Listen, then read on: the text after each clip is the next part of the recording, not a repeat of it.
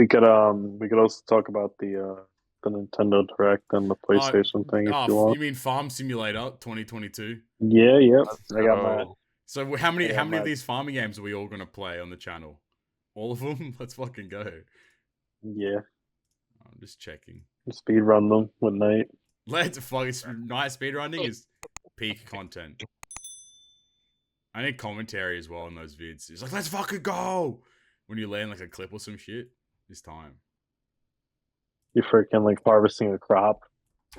Yeah, it's like, yo, it's perfect quality! Go, go, go!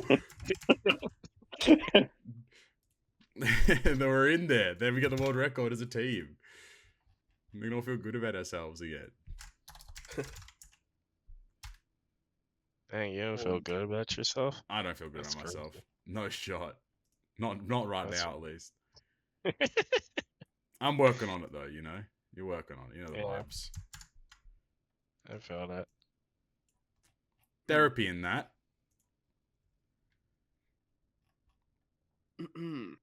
That's what today's episode can be. What's going on, guys? Welcome back to the Therapy Podcast. Let's go. It's episode 76. GGP. It's a bit of a somber one. We're kind of just chilling, existent, vibing today. We have the usual goobers. You have Flame, whose date cancelled on because she found out that he records a podcast about a mobile phone game. What's going on, Flame? What's going on? I'm good. You have Knight, speedrun extraordinaire, sub 1 hour, Bloodborne runner. What's going on, Knight? Cool. You know what? Actually, what you said about Flame, I actually was talking to this girl at work the other day. I was Here we like, "Oh go. yeah, I'm gonna be here on Saturday. You're gonna miss me." And then she was like, "Oh, why? Why aren't you gonna be here?" And it was like, "Oh, me and the boys are running like a internet show." Running a show. You know the vibes. Yeah, bro. You got to throw a little mystery in it. And we kind of run a little bit of this and that. You know the vibes, man. Tell them you run a high level television program. Yeah, we run the number one podcast for a particular genre. Oh, culinary. And calling in from the Crunchyroll Expo Melbourne line, it is Toadski. Toadski, can we hear you? Can we loud and clear? Hello, Todd, are you there? Bruh, it's been fucking, what is it now? Near 26 hours Still, and I'm still not in. Still at the back of the line. Bruh, it's unbelievable out here. You can hear the bunch of weebs walking through. They're all wearing Kimetsu no Yaiba cosplay. Oh, you know what was surprising though? Zenitsu, yo, puggers. One of the most popular ones we saw, still, which is kind of cringe, is Kirito from Sword Art Online. Bro, I don't know why he still shows up. Brother, if you're cosplaying Kirito, you gotta fucking check yourself. I'm just Black saying. Swordsman, bro. Yes, sir. The I'm- beater. The beater, come on, dude. But we're all here. We're here to just, shoot the shit as we usually do on these wonderful episodes. Just one of those days, one of those off eps. I know there's a lot of Treasure Cruise news. A lot of things went down the last 2 weeks. We're not going to be covering them this episode. But let's just say 6+ Uta is Stuki. Support Brook is kind of mid. And that's basically our summarization of everything, I suppose. There we go. Yeah, some underwhelming stuff. But yeah, we'll get to it in a couple weeks' time. Yes, sir. And there'll be some more info probably by then that we can talk about as well. I could not agree with you more. But for starters, as we usually do, how's everyone going? Flame, what have you been up to? How's life been going? What's been happening? I'm doing pretty good. I haven't had anything revolutionary happen in the last 2 weeks. So I'm just chilling. Vibing. How's work? How's life? Work's been okay. I'm getting adjusted to my new position, so Nice, doing a nice. lot better at it since Nice. Love I've that. had more practice. Hell yeah. I'm going to a manager/supervisor's dinner with our regional manager on Hey. Wednesday. Fine Okay. dining, a little bit of wine and dine, a little bit of suit All, up. all free food. I ain't suiting up, but I'll get a drink ski. Let's take a little brewski. Lovely. Love that. Yep. Drunk Via's gonna pull up. Drunk Might Via's have to beat actually someone's pulling ass. Could get this man off his phone. He's gonna start saying some crazy shit. That's what I believe. No, but yeah, I've been good though. That's good. That's good. Night. How's your past 14 going? How's life? How's work? How's everything been Uh, doing? yeah, it's been going good. I can't complain too much. Yeah, nothing too crazy. Like, work's been fine. It's a bit hot, like nowadays. Like, almost every day it's been like 90 degrees, Oh no. Fahrenheit. So yeah, it's been pretty hot. But Sweatmare. no, Sweatmare is actually in full force right now. It's actual Sweatmare. be sweating again. But yeah, next month should be cooling down for like fall, so that'll be really nice. Nice. And then that's like when, you know, start making some bigger money as well, which will be also be pretty nice as well. Huge. Love Love that. to see it. Love that. And then last but not least, Bro Sizzle. What's going on? Oh man, Catch been us really up. busy for me. I mean, this weekend in particular has been crazy. We had a film read on Friday, which was ridiculous. It was really, really good. Yep. And hang out with Yonko Productions for a bit, which was pretty yeah. cool. Met up with him and stuff, and see what he's all up to. And man, then we had the Crunchyroll Expo the day after. Bruh. Oh my god!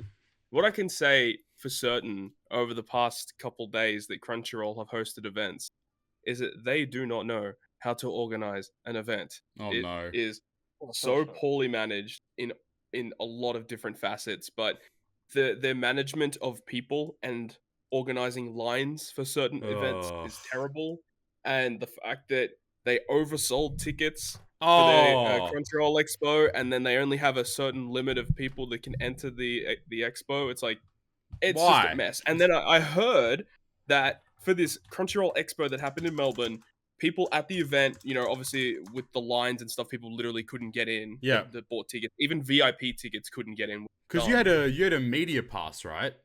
Well, I did get access to it, but I also did, like, I bought an actual pass myself, and then after I bought a pass, because I had a feeling Film Red was going to be there. Yeah. So I bought a pass, and then after the fact, I also applied for a media pass just to see what would happen. Yeah. I ended up getting the media pass, but I didn't end up picking it up, so I just had the ticket that I bought. But the VIP ticket, which allows you to skip the line, is like an extra $100+ or something. Bro. And because they restricted the amount of people that could enter the event, they didn't even let those people that spent the extra money into the event. Like, it's just all types of fucked up. And then what would happen is at the event, people were trying to get refunds from one of the booths outside the event. Oh yeah. People getting refunds, and then they were reselling the tickets that they just got refunded to other people. So even though it's just like overcrowded and they oversold, they're still trying to sell the tickets that they got refunded back. Like, it's just it's all levels of fucked up. It's so dumb. That actually makes like literally negative sense.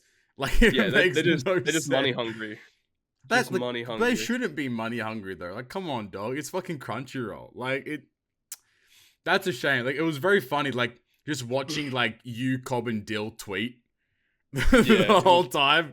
It was great to be sat back here and be like, "Oh yeah, this is great." The worst part is we got into the line at about like 10:40 in the morning, and it was really, really long.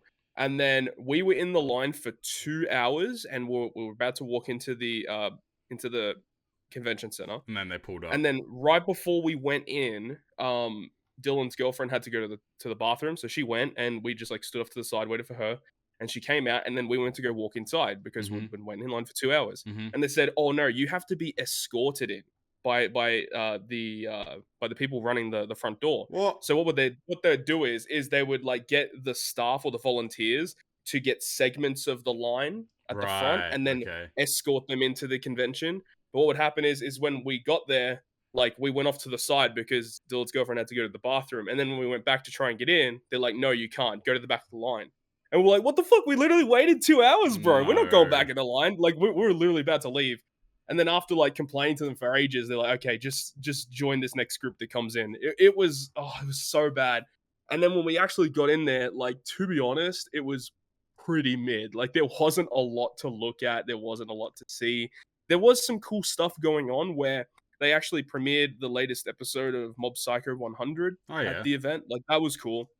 But the thing is that happened at 2 p.m. and people that wanted to go to that event were still outside. They're still in the line.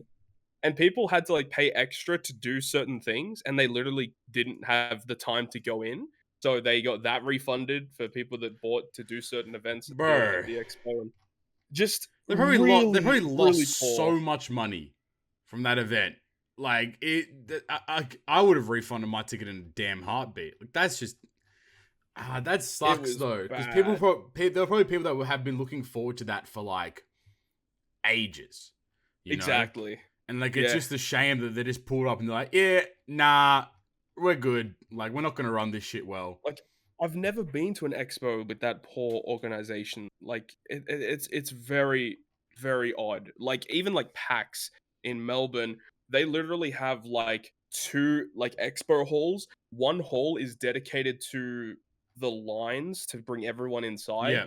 and then they have the like more floor space to import more stuff. But for Crunchyroll Expo, they only had like one of these halls, so everyone had to line up outside, and it was also started to rain a little bit later on, so people were literally getting wet in the line and stuff. Like it was, yeah, it was just really, really bad.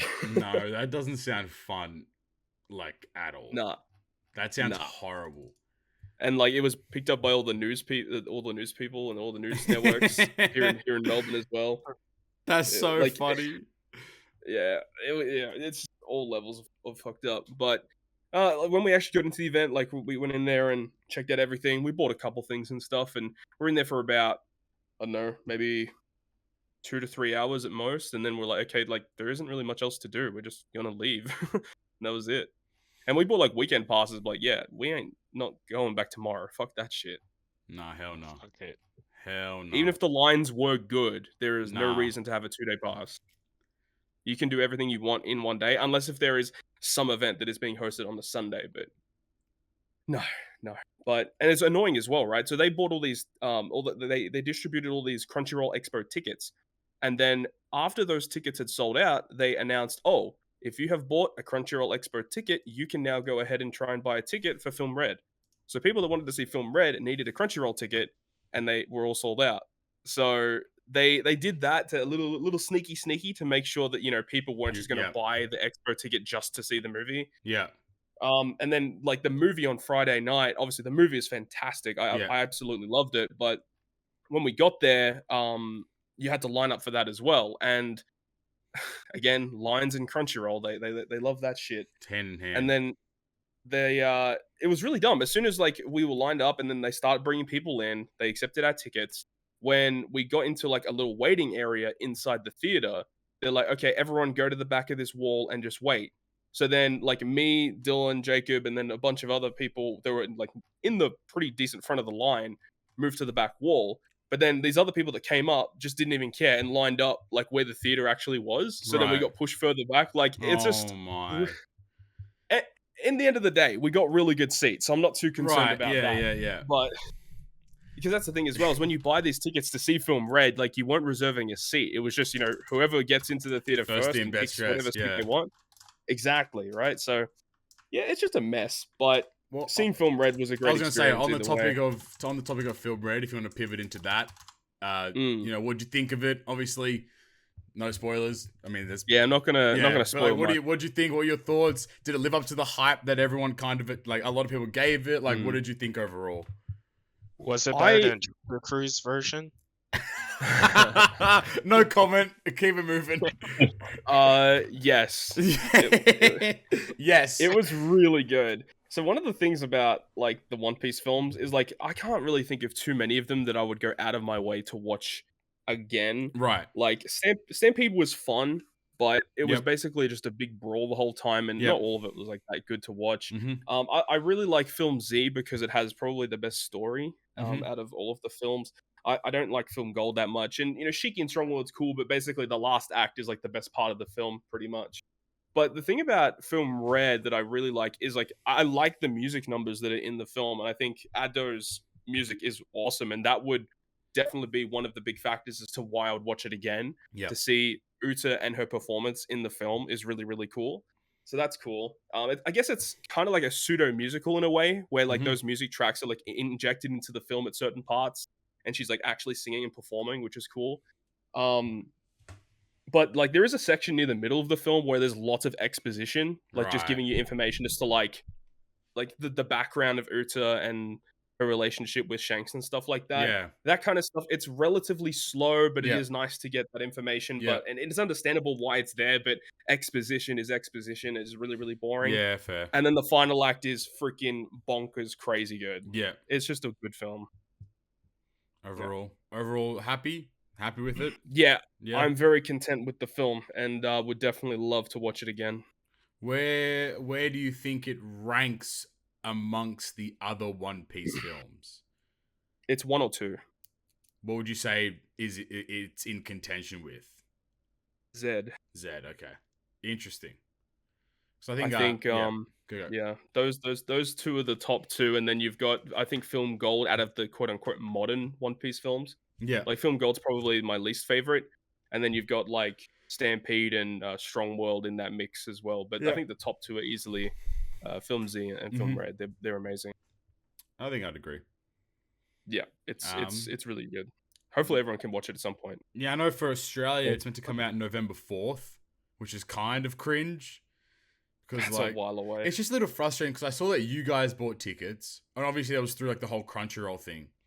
So I started messaging like all the cinemas that were that usually like host them in Canberra, my town, and no one like got back to me. I was like, all right, fuck you guys.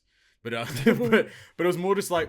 But then I know that Arta posted that it was going to be November 4th, and then all the posters started coming out, and I was like, that's kind of sucks because now it's still like over a month away until we get to see it, and like at that point, like I feel like not that like this might sound dumb, but I feel like the hype is kind of like dying down. So like at like when everything got announced, everything was getting like shown. I was like, I want to see this film like ASAP. I really want to watch it, and now I'm just like, I'll watch it obviously when it comes out, but I think that there's not that the anticipation to go see it's kind of like diminished, I suppose, more than anything.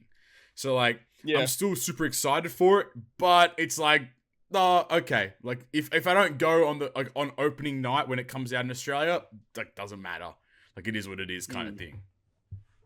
It is interesting because we watched the film and it was subbed, like I don't even know if the dubbed, I don't know how that's gonna work with the singing, bruh, please no.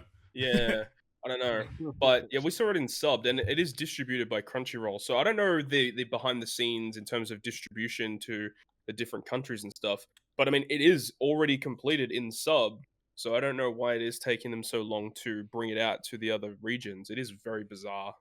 It does make sense to me. But again, we don't know like the licensing and the distribution. Yeah, model that's probably the issue there. It's probably know. like all that kind of stuff is what gatekeeps them from anything, I suppose.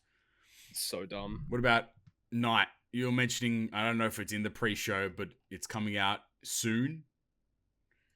In where you're at. So when do you know when it's meant to be coming out for you guys, or when you're looking forward to seeing it? It's also in November. I think it's November 4th. Cringe. Yeah, I think a lot of the countries have it coming around like early November. Yeah, November 4th. Why it's so late, because Stampede came out like I think instantly, right? Yeah, it was like super quick because I remember going to see that one, but it's like I don't know why the fuck they did it. It's so fucking dumb to me. I hate it. You are right though. Stampede came out like almost like a week after it came out in Japan. I swear that was because I remember seeing it like it wasn't that quick. I swear it was fast though. It was way faster than this. Or something. Because so when Stampede came out in 2019, it came out the 9th of August, and then myself, I ended up seeing it at the Australian premiere at like the same sort of convention that Crunchyroll Expo used to be, and that was like a month later. That was like mid-September, but then it released in theaters like at the end of that month, I think. So it was like, so we have to wait like a whole extra month. Yeah, so it came. You said what, 9th of August? Yeah, I just looked it up. It came out the 15th of September in Australia, so basically a month. Right. A month later. It just feels like it's been so long since Film Red got debuted in Japan. Like, it's crazy. I mean, it is kind of worth it though. To be honest, it's pretty sick. but I understand it's dumb. I don't know why it's taking so long. And when it comes out again, I'm going to fucking see it again for sure. Yeah, exactly. 100%. Like I just want to see this thing again, but I hate it. So I'm just gonna call him, since Arta will never watch this. Arta hyped this film up to the nth degree. Oh yeah. Do you think it lives up to this hype? Well, look, you have to look at it through the perspective of it's a One Piece movie. This is not like an Oscar level film or anything like that. It's nothing like that. If you're just going in with the knowledge experience of the previous One Piece films, it's really good, but it's not like, like your Shawshank Redemptions or Inceptions or anything like that. Right. It's nothing on that level, but it's just a solid film. It's a good time. It's a fun experience. Yeah. You're going to enjoy it. It's not a 10 out of 10 film, but it's not a shit movie. It's just a lot of fun. But yeah, I know what you mean by Arta, like hyping it up. Like he saw like 7 times, lad. He saw it like 7 times. I was like, for fuck's sake. Yeah, dude. I was like, bro, come on, man. Like, that's mad. Yeah. The man was moving a bit crazy. Some people are just wild like that. I think we're all gonna like. I'm looking forward to it. I'm still keen as ever. But yeah, I think like Knight's right. It just feels a little like there's just a little like it feels a little tarnished, if that makes sense. Like that we've had to wait so long for like everything to kind of hit and come out, and especially because at least for like Treasure Cruise, like we've had Film Red Celebration been going on for ages, and it's kind of like it would have been really nice to be able to go see the film in like coinciding with all the stuff coming out in the game as well. So it would have been this nice like dichotomy there. But like it just feels like like it's a bit annoying. But at the end of the day, like you said, it's a One Piece film. It's gonna be good. I mean, like I can already tell it's gonna be good as well. Just like the premise alone seems great. So I'm still super keen for the film there. Awesome. Yeah. Well, how do you guys like farming? Oh yeah, dude, I love farming. I love it. Okay, well, thank God you guys love it because Nintendo Direct happened. Let's chat about that. Ooh, that was crazy. Bro, I love the memes. Man. The memes are so good. It's just like Nintendo's making all these farming games. Did you guys watch did you watch Donkey's video on the Nintendo? No, I gotta watch it. Bro, it's so good, man. Like he just rips into he's like, I gotta step this one up, Nintendo, and then it's just like Nintendo releasing another farming game, and he just gets pissed. It's actually class. But Nintendo Direct came out. The big headliners. We have a new Fire Emblem game, Fire Emblem Engage. We have Octopath Traveler 2. Pikmin 4 has been announced for a launch in 2023, and Legend of Zelda. Is it Tears of the Kingdom or Tears of the Kingdom? I think it's Tears of the Kingdom. Yeah.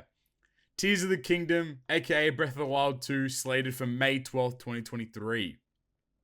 May 12th? That's an interesting date. 5/12/2023. I don't know.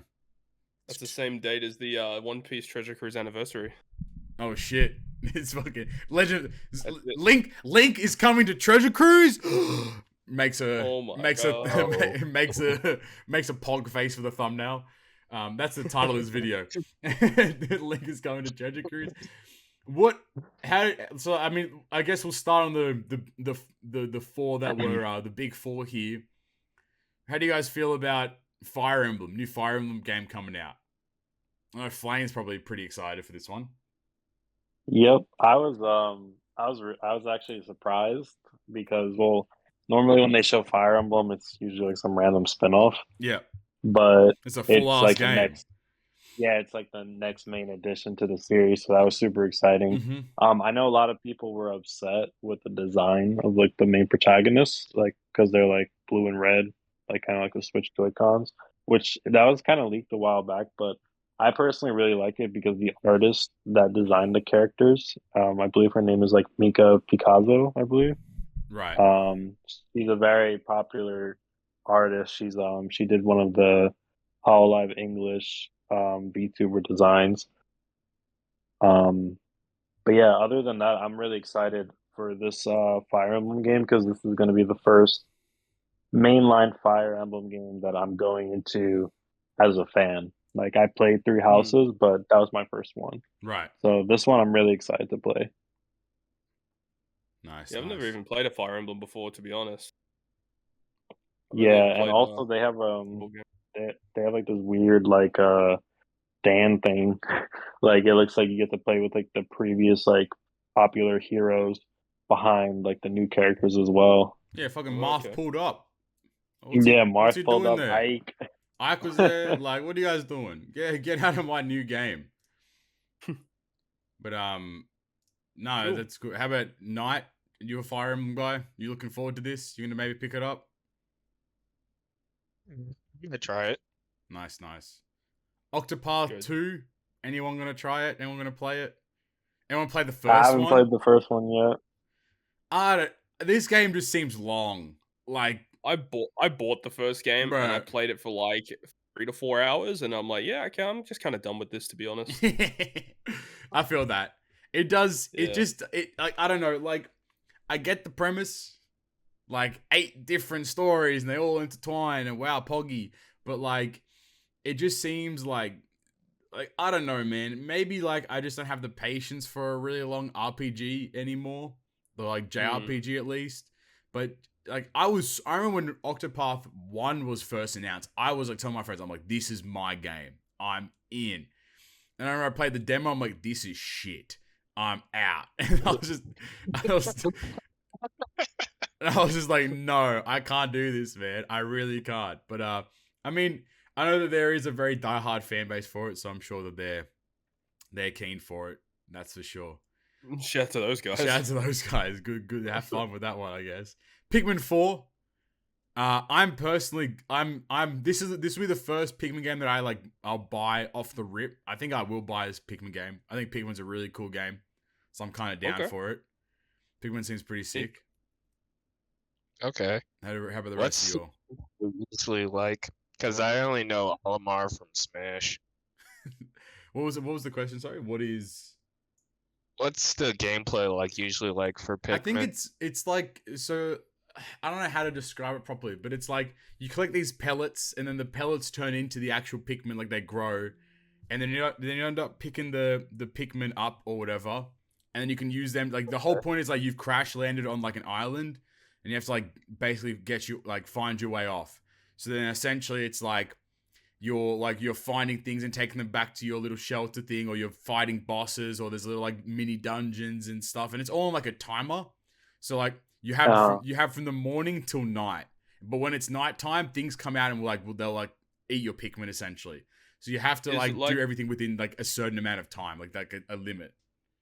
Is it like open world, or is it like a straight up puzzle game, or is it? It's like you fly to different areas, and then like it's kind of like, I don't know what would you call it? Is it like an Odyssey kind of game where it's like there's different zones? Yeah, and a little bit like that. You can like explore. Yeah, like what's the game called? It's like a Metroidvania-esque. I might be saying this like I might get stabbed in the comments, but it's kind of just like it's like there's different kinds of Pikmins. Like there's red Pikmins, like they're immune to fire, and then there's water Pikmins that can go, like there's blue Pikmins that can go in the water, and then there's yellow ones that like you can throw further, and then there's like purple ones that like they have more weight to them, so they're stronger or whatever it is. So like as you like find them, you can do more things on each island and get more collectibles and like beat more bosses and like get more things done.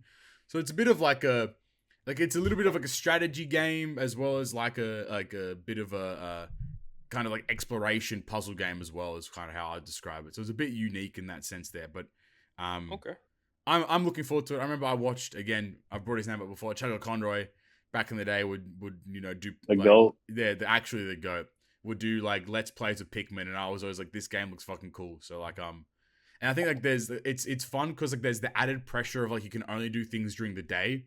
So like, I need to accomplish this thing, but I'm running out of time. Do I try to get something else? Do I try to do this? Like, and if Pikmin don't get put back into the ship and they're just left behind, they just get eaten, so they die. It's kind of sad. So like, but nah, man, fuck. Nintendo baited everyone by releasing this damn fucking phone game before they're like, oh, by the way, here's Pikmin 4. I was like, fuck you guys. I was like, this shit ain't cool, man. But no, I think I'm looking forward to it, I think, overall. So I'm pretty excited for that. You excited for that Pikmin Pokemon Go thing? Absolutely not. Are you fucking kidding me? I'm not trying to do shit with that. Bro, I'll just go back and play Pokemon Go. Fuck that. Fuck Pikmin, man. Nah, hell no. That's not for me, Chief. What about you guys? Anyone else interested in Pikmin? Anyone else thinking of picking it up? No. Nah, I'm not. I actually never played any of them, and I don't really like the style of it. There we go. And I guess finally, Legend of Zelda. Tears of the Kingdom. How we vibing? I love that 30-second snippet that they gave us. It's pretty cool. They are really teasing. They are really just drawing this out. They don't want to show no gameplay, bro. I think it's gonna get delayed again. You think so? Oh yeah, the fact that they basically showed nothing leads me to believe that I feel like they got nothing isn't polished yet. Oh man, I don't know about nothing, but yeah, I don't know. They actually just they haven't even started development. They just reused the same trailer. Shit, what do we do? Shorten it every time. They just keep cutting off. It's like if it's literally going to be the same area where we played the previous Zelda, but like up in the sky and like sky islands and stuff. Like, how much content can they really add to that? Is there going to be like a whole other country, but like in the sky or something? Like, I don't know, because if it's a lot of the same areas we've already been to, like, oh, there's just some sky islands, but then you just go down and play on the same map that you already played on. Like, surely there has to be a lot of changes or lots of new content to explore. What would you guys want out of a new Zelda game, I suppose? I always like exploration. That's one of my favorite things. So as long as there's lots to explore, and I like puzzles. So, pretty typical Zelda stuff, but just make sure that there's enough content in the game to warrant the price, I guess. Read the other twos. For me, I would like a variety. And what I mean by that is, like, one of the things I personally didn't like about the first Breath of the Wild is, like, everything was kind of the same. Like, all of the bosses were iterations of each other. All of the main dungeons were iterations of each other as well. Yeah. The areas themselves, as they were different, they all in a way kind of looked the same, which I also didn't like. So I kind of hope they can go back to their roots of how all the other games were, but with implementing the Breath of the Wild style to it. Yep. Feel that. Right, you Understandable. How you vibing with this one? I hope that there's like a lot of cool like upgrades and like different items that Link can use. I think that's always pretty fun.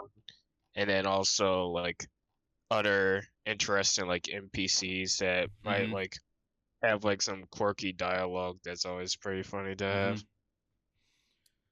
Just give us a bit of Switch. Facts, please. I'm always still shocked that like sometimes I'll hop on Twitter and there'll just still be some like Japanese player like doing some absolute insane shit in Breath of the Wild still. Yeah. As if things are like still yet to be discovered in the game, and it's like it's always impressed me. So I guess that's what I kind of hope. I hope that there's like still a very long like this game provides a longevity for the people to just continue playing and discovering new mechanics and such for a long time going forward. Yep. Yeah. It's crazy. It's crazy to think about. Imagine Breath of the Wild wasn't developed for a 2010 software console. No, don't even start with this damn Switch, man. Pokemon is the fucking ugliest game of all. Did we talk about the Scarlet and Violet? Scarlet and Violet? What the fuck is that? Scarlet and Violet. No, we didn't. All right, well, we'll talk about that afterwards because that's important to talk about. We're gonna rip into that one, but it does suck though that like the Switch is just so fucking dog water. Like all these games, it's like I don't know, whoever the development teams are, like hats off to them. Because, like, fuck, they put in work. Like, it's really like Breath of the Wild and, like, bro, Mario Odyssey is still one of the most gorgeous looking games I've, like, ever seen. It just looks looks really so good.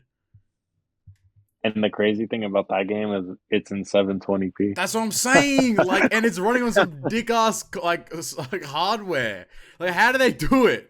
Like, you know what I mean? Like, there must be some actual genius. Like, some dudes in the back end are fucking writing some goddamn code that no one even fucking knows about, lad. Like, it must be crazy, right? So, no, hats off to them for being able to do that. But then on the contrary, Pokemon fucking dog water. But we'll get into that. Yeah, they don't know what they're doing. Just go back to retro pixel art graphics, man. That's what I'm. Honestly, you know what? Facts. Like, that's where they came from. That's what they're the good best at. You know, obviously they're trying to go into 3D, and it ain't vibing, bro. It's really not, though. That's the thing. Like, it really isn't. Yeah, I ain't with it. So yeah, I don't want to pull up on the motorcycles, bro. Bro, if we're gonna record at least one video of the four of us riding along in the motorcycles at some point. Before we jump into Pokemon, I suppose, was there anything else in the Direct that caught your eye? I know that Xenoblade has an expansion pass thing. Super hype. Bayonetta looked pretty cool. Oh, Bayonetta as well, yeah. Dude, I have to say, I'm so sick of every Nintendo Direct where they show like something like Japanese RPG where it looks like it's like a PS2 game. Like they showed like 15 of them. That and fucking like 15. Do people think that they have enough time to play like 10 different RPGs and all this shit? Like, holy crap, man! Like, I get that. Like, inherently they're not like, it's annoyingly, again, like, it's one of those things where, like, they're not necessarily developing for a global audience. They're developing for like Japanese people. So I guess like they're more in tune with playing these long RPGs. It's just that they get like, they'll just get translated and then like be given to global audiences as well. But at the same time, like, these Nintendo Directs don't cater well to like global audiences, because like I'm a kicker to you. Who the fuck is playing all these JRPGs and all these goddamn farming games? Like, it's nobody. Like, there's bro, the best farming game is Stardew Valley. That's done. Don't play any other game. Play that if you want a farming game. That game's fucking incredible. Other than that, you don't need to play. All these games are the same. Like, they're literally all the same. Stardew Valley even has multiplayer. So, like, any of these multiplayer farming games, you do not need to play at all. Like, you literally just don't even bother trying. Like, go play Stardew Valley. It's infinitely a better game. It just makes you wonder, like, what goes on in, like, these board meetings. Like, oh, what kind of game are we going to make next? Oh, let's make a farming game. Like, bro. Let's make a farming game where you can have 4 people and you can fish.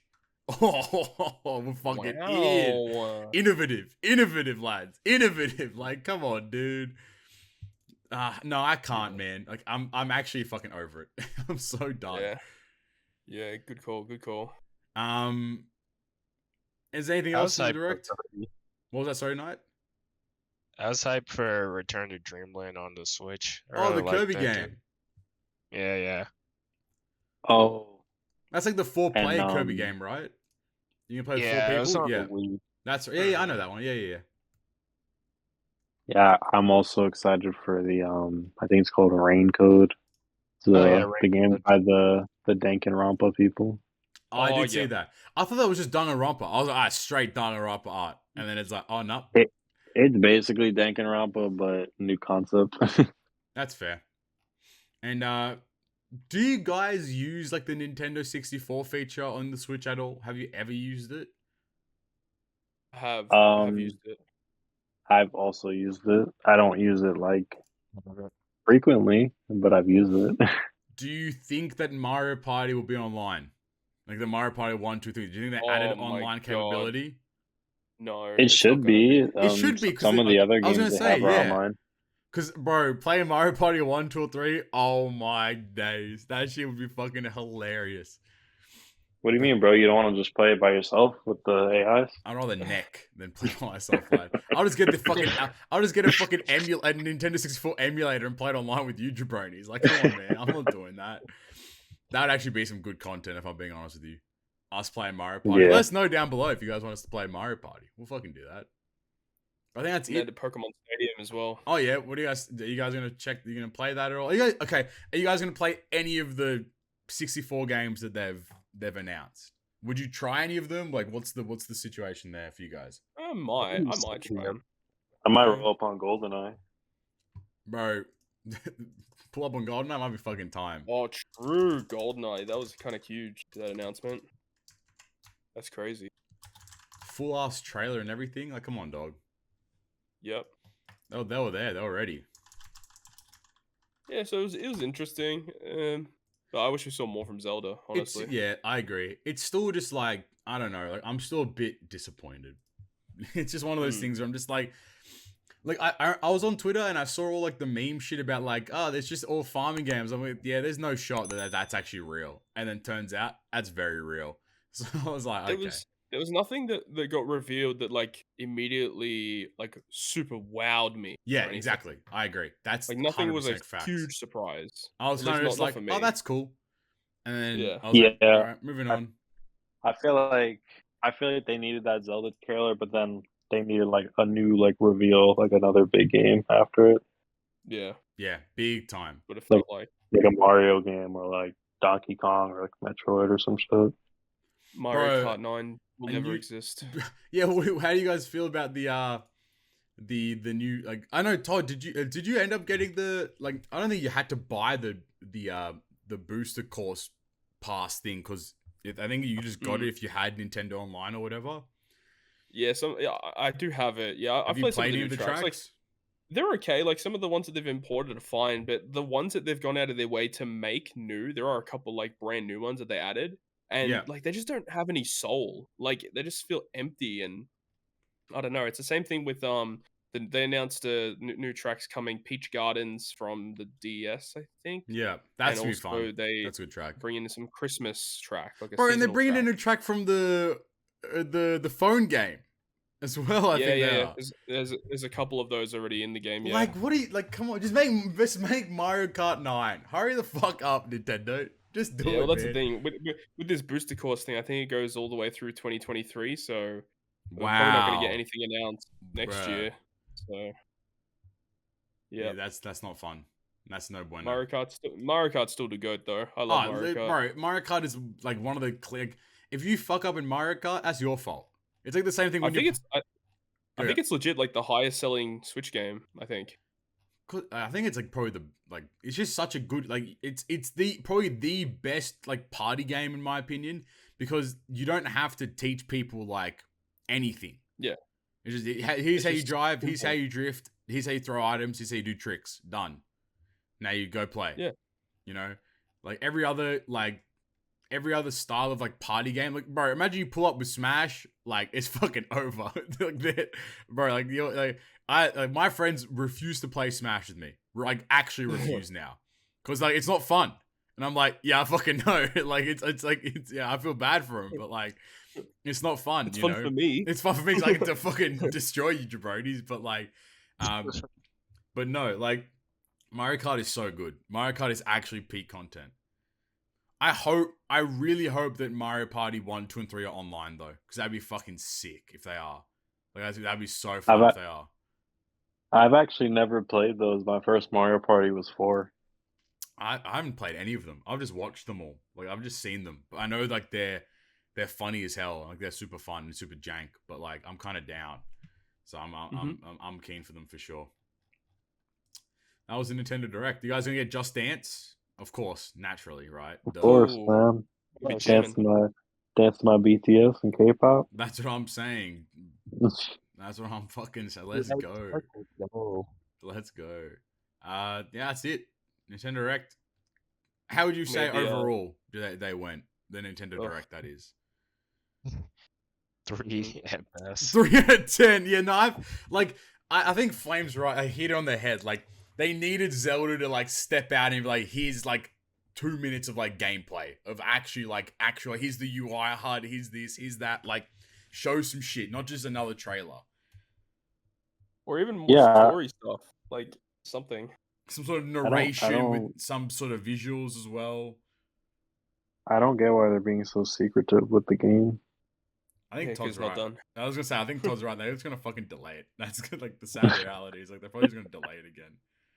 I'm calling it now. They're gonna delay it. I hope not. I hope not too, but I mean, they're gonna do it though. If they're not gonna show, if they're not showing anything, I just think because the game's not done. Yeah, we'll wait and see. We will. Yeah, for me, I'd give it bias 8, but I give it a 7.5. Pretty standard then. Yeah, for me, I'd give it like a 4. Nothing really stood out to me as like, I want to buy that game. Yeah, I'm 3-4. Like Pikmin's cool, like that's all right. Otherwise, there's literally nothing else. I could care less about everything. You know what? Fuck you. 10 out of 10. I'm buying all 10 of those farming games. It's fucking time. I'm gonna play all of them at the same time. You gotta make a review. Which farming game reigns supreme? Yeah, which farming game from this Nintendo Direct reigns supreme? That's a new channel idea. Get exactly. all whenever Nintendo releases like 6 JRPGs in like one Direct, you gotta play all of them and then review them. Which one was the best one? That sounds about right. I reckon. Sounds good. All right. I totally forgot that Pokemon came out with some stuff, but Pokemon. Oh yeah. New trailers. The only thing that I remember from the Pokemon was that there was like a really cool there were 2 new Pokemon that were revealed that really cool. The Fire Knight and the Ghost Knight looking thing. Those things look crazy. Has that swayed you guys at all as to what game to purchase? I'm still Violet. I'm Violet as well. Yeah, I'm getting Violet. Todd, what are you going to get? Are you getting Violet I'm pretty sure I'm Violet. Oh, Team Violet, stand up. Let's fucking go. Fuck Scarlet. I think I'm just upset because the Scarlet Legendary, you just be running on his fucking legs. Like, bitch, you got a wheel on your chest. Use it, lad. Like, what are you doing, man? Yep. What is it? So the fire dude is like Armoroge. I don't know how you pronounce it. And something then like that. And then like the dark dude is like Cerulege. And then you have Clorf. You have Clorf. Clorf's pretty fucking cool. Little crab, big ass crab dude. You kind of vibing. Palladian Wooper. That kind of came out. That's pretty poggers, I guess. I don't know. Yep. Giraffe. Giraffe, I don't know how you pronounce that shit, man. Some weird little monkey dude that has like ink on his fingers. He looks kind of sus. If I'm being honest with you. Oh yeah, he's sus as dude. He real sus. I don't trust him. No. But I don't know what else came out in that trailer. I'm trying to find like a list of things that came out, but like I know they released the competitive trailer and had a bunch of like new moves and new abilities and stuff that they showed. I'm not gonna lie, I didn't even watch the trailer. I mean, you're not missing out on too much. I'm just scrolling. Yeah, I'm fine. I don't know. Yeah, I figured. I also saw that. I don't know when, but I know very soon they're going to be giving out a shiny version of that legendary from Sword and Shield. Yeah. Yeah. You gotta go to GameStop or some shit though. Yeah, and if you pre-order the game, you get like 10 potions and 2 revives. Let's fucking go, dude. Wow, dude. You standing outside all night for that. That'll be useful for like after, the first gym or something. I think someone calculated like you can earn that much money in the first like 2 routes or some shit to be able to purchase all the items like that. Like, bro, come on, man. That's the sad part, man. I don't know why don't they do some hot shit with pre-release stuff? Like, imagine giving out some figurines. Companies have done that, dude. Yeah, companies have been so stingy with pre-release, items and stuff like that within the past few years. Like, so is Nintendo as well. Man. I swear, every Nintendo game that comes out, they're like, "Oh, and here's a little dude," and you're like, "Okay." Leave like a fucking keychain. It's like, whatever. I don't know. I remember when I pre-ordered Omega Ruby and Alpha Sapphire, they came with like actual little figurines of Groudon and Kyogre. Yeah. Like, it was like, what the hell? This thing's so cool, but nope. And then after that, when we had Sun and Moon came out, like, it was really dumb. The pre-order came with like a steel case and a pin. Wow, dude. That's a lot. Yeah. That's a lot, bro. I hate it here, man. Yeah. I don't know, man. It's kind of lame. I'm gonna watch the video. I'm gonna skip through. So it's like some treasure hunt shit. Bro, what are these kids? Starfall Street, face off against rebellious students. Get their asses back in fucking school, lad. What are you guys doing? Oh, they showed the evil leader, I think, or one of the evil leaders or something. Yep. Mela. She has a Torkoal. She's a fucking Torkoal. She pulling up in a car. And she got big ass boots. She got fucking massive boots, lad. Path of Legends. I don't know what the fuck this is. There's like some Cloth mini boss that you have to go kill some shit. Victory Road. Okay. That's cool, I guess. Yeah, there's nothing actually in this trailer. I lied to everyone. I'm sorry. There's fucking nothing in here. It's just absolute nonsense. I know they did release like a competitive trailer. I remember that. Yeah, and they had like abilities. Or items, they had a bunch of new abilities. Like there's a new they had like Shed Tail creates a substitute, then swaps places with a Pokemon, a party Pokemon in waiting. That's kind of fucked up. Mirror Herb.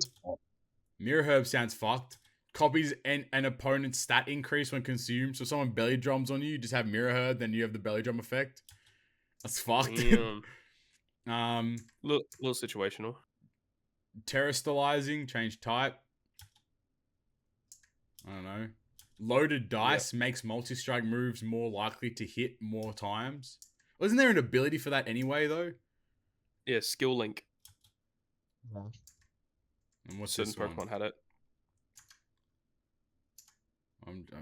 Oh, you can make it. You make a Tyranitar ghost type, and then the close combat doesn't affect it. Terra Blast changes type when the user has Terrestrialized. So basically, like a glorified hidden power.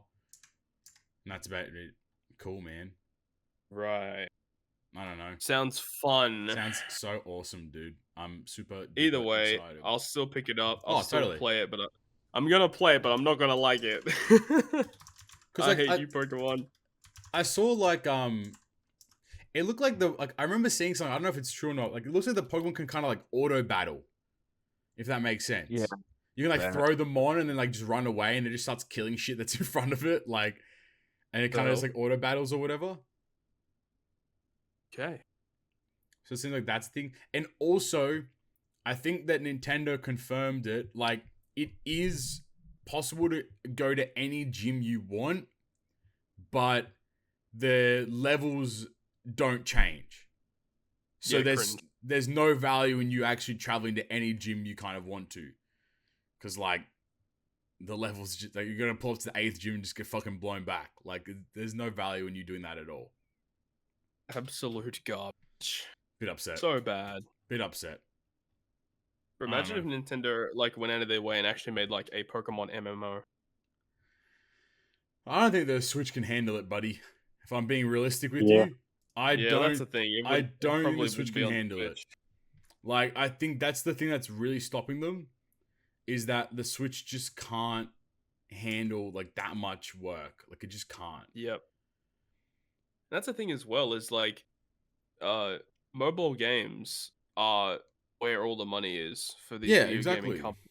Makes the most money, and microtransactions, as much as I hate it, it makes a fuckload of money, and it's really, really sad.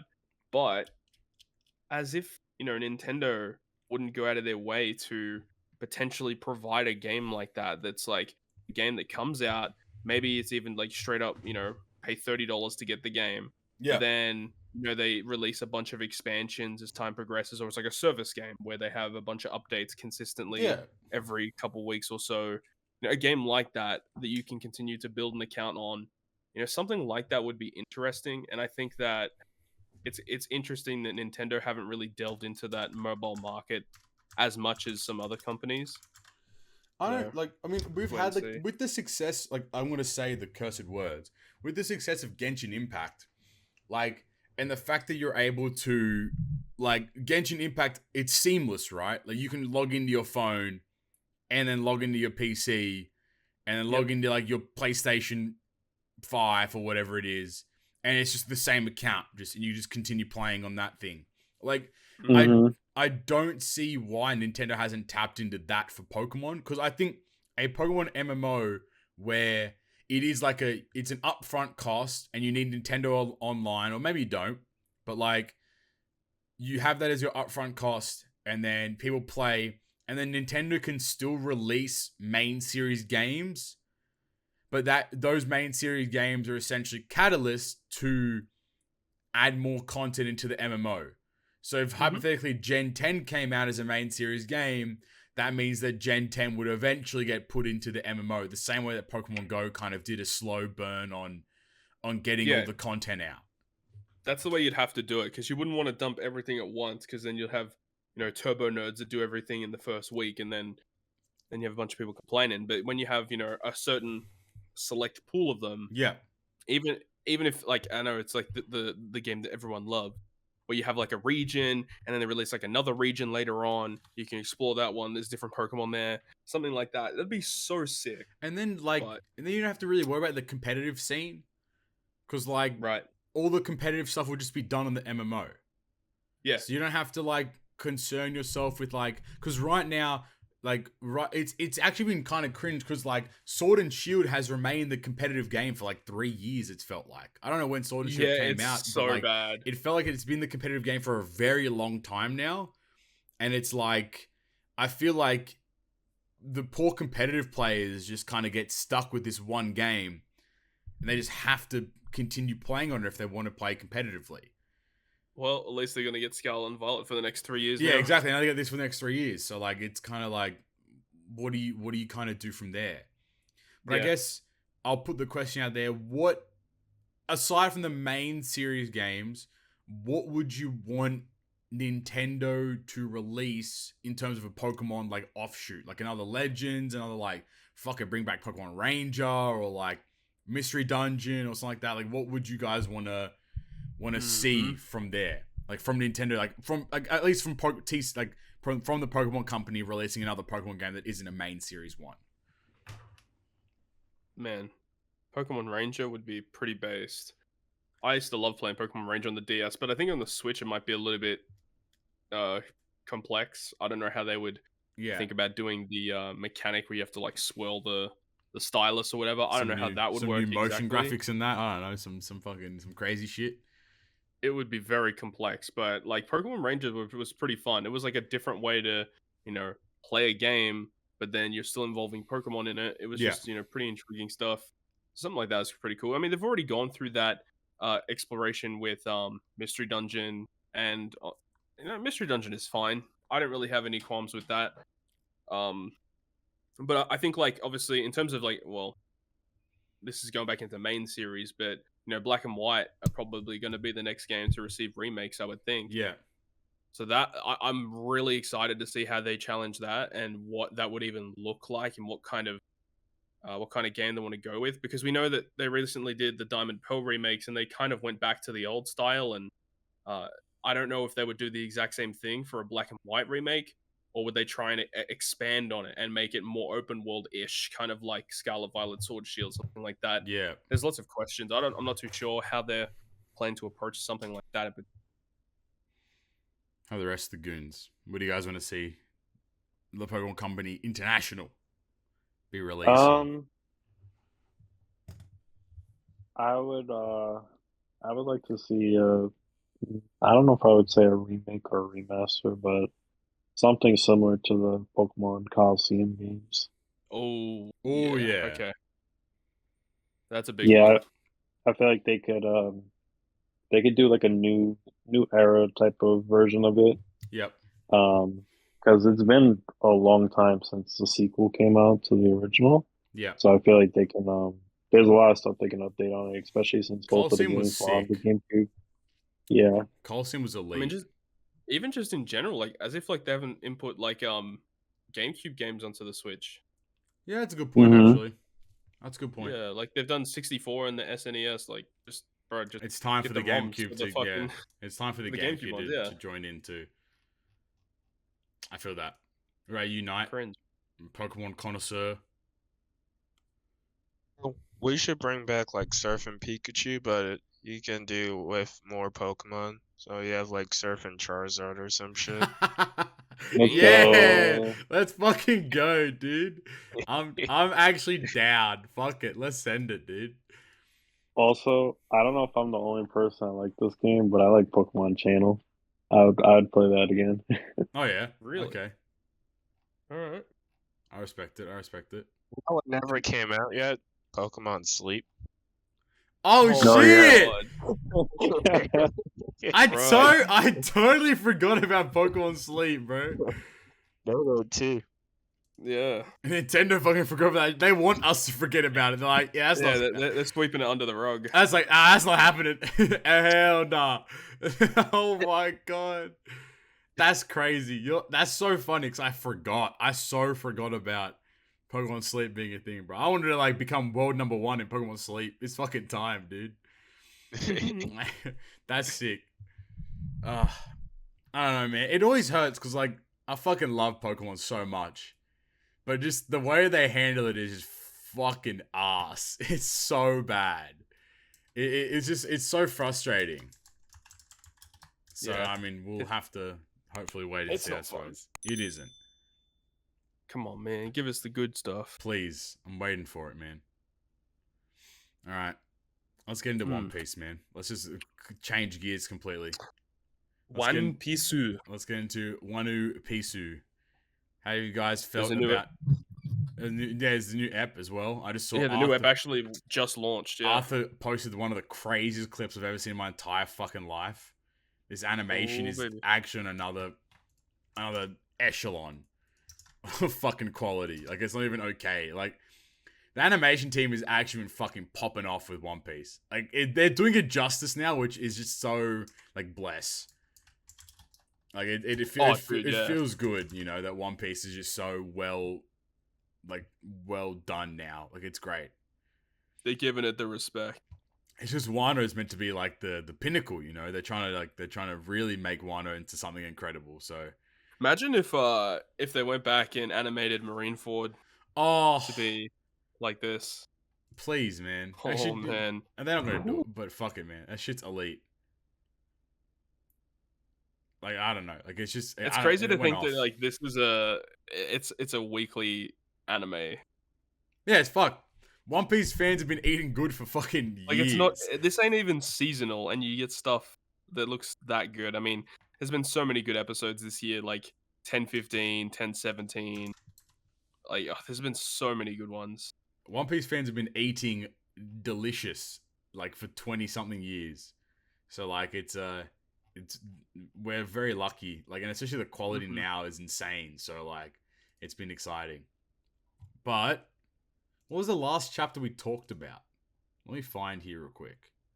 Bro, I didn't put the chapter. I suck, man.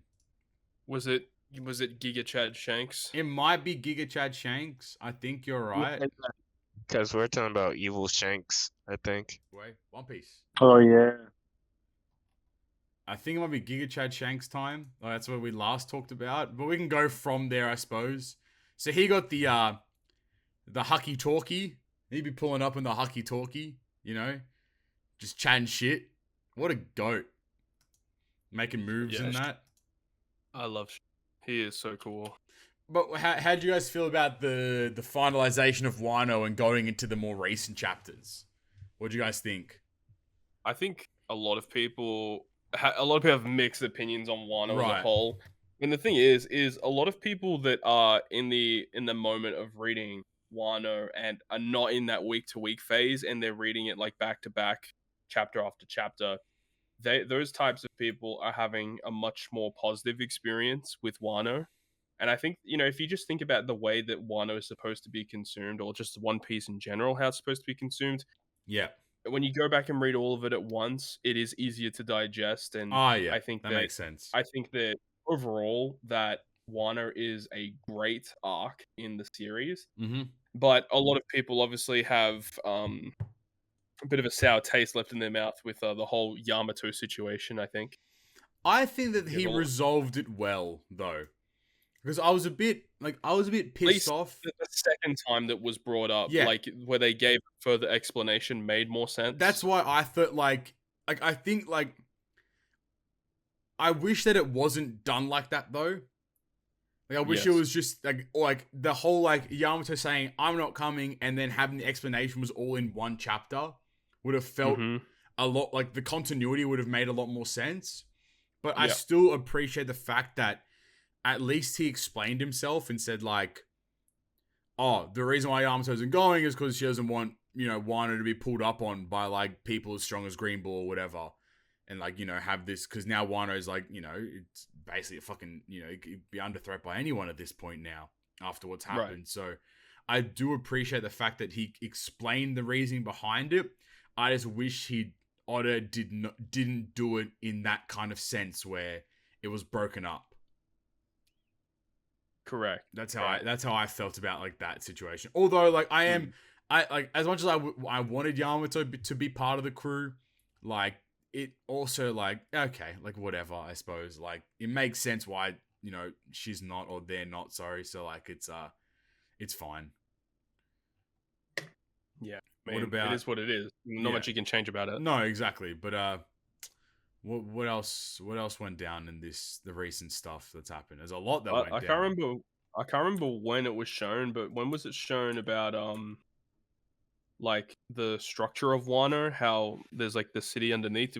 Was that in one of the chapters that we talked about? I think we might have discussed the Pluton stuff. I think so. Yeah. Yeah. Because that was crazy. Speaking on Pluton, Imu, he's pulling up, having some fun. Or they're pulling up, I suppose. What do you guys think about this? What do you guys think about the fucking beaminators? The 16 beams? I was not expecting that shit. I was like, oh, what the fuck's going on? And then next page, boom. Yo, Sabo's gone. Bro, Sabo is depleted. Where is he? Dude, Sabo is dead for the third time. Sabo has passed away again. That shit was crazy though. That shit was fucking insane. He does not care. Are you guys in the camp of it being like Uranus, like the weapon? Yes. Yeah. I don't think that's a devil. I feel like for how destructive that was, that completely to me seems like it would be an ancient weapon. And I know that a lot of people have talked about it, but the whole theory of, Poseidon being underwater, you've got Pluton being at sea level, being a ship. Yeah. And then you've got Uranus, which we don't know what it is, being in the skies. Yeah. It makes a lot of sense. What was that? I said or in Uranus. Okay. Oh, schnitzels. Bro, I'm not trying to get 16 beams in my anus, like, that's for sure. So, I'm not. But also something else that's kind of interesting is like people were saying like, oh, is this how God Valley was wiped off the face of the earth? Is this how the ancient kingdom got wiped off the face of the earth? I don't even know why we go for it. I was gonna say I don't even know why they rolling up with Buster Calls when they got that shit. Bro, they just got a fucking beaminators. Zoop! Out of there. Like what? It's actually like fucked. Like it's so fucked how Imu just pulled up and he's like, I don't give a fuck. I'm just sending this island to the realm, Sabo or not. Get him out of here. Yeah, it's crazy. You know what would be interesting is that I'm pretty sure Sabo like purposefully left the snail to be tapped so like they could listen in. Right. So now they also not only did he know that they can listen in, now he also knows that they can do that as well. So there's a lot of information now. Yeah, because I mean, the fact that Sabo got away is actually nuts. Like, how the hell did he get away? Because this dude could freaking live ancient weapons. Like this guy is God. Sabo is God. He literally is, man. Like Sabo knowing this information is like absolutely insane.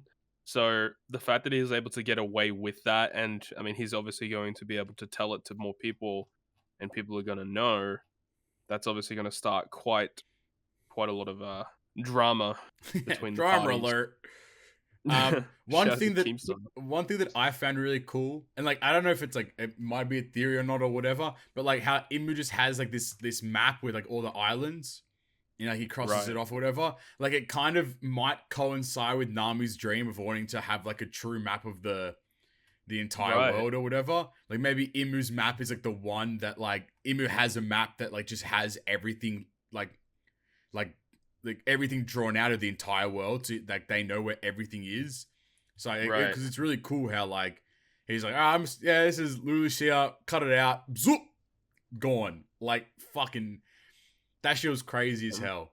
I know you mentioned it earlier about like the 16 and stuff, and comparing that to Doflamingo with his attack with the. I didn't understand it. I didn't understand it enough to like I get like it has probably to do with like being like a holy like like a.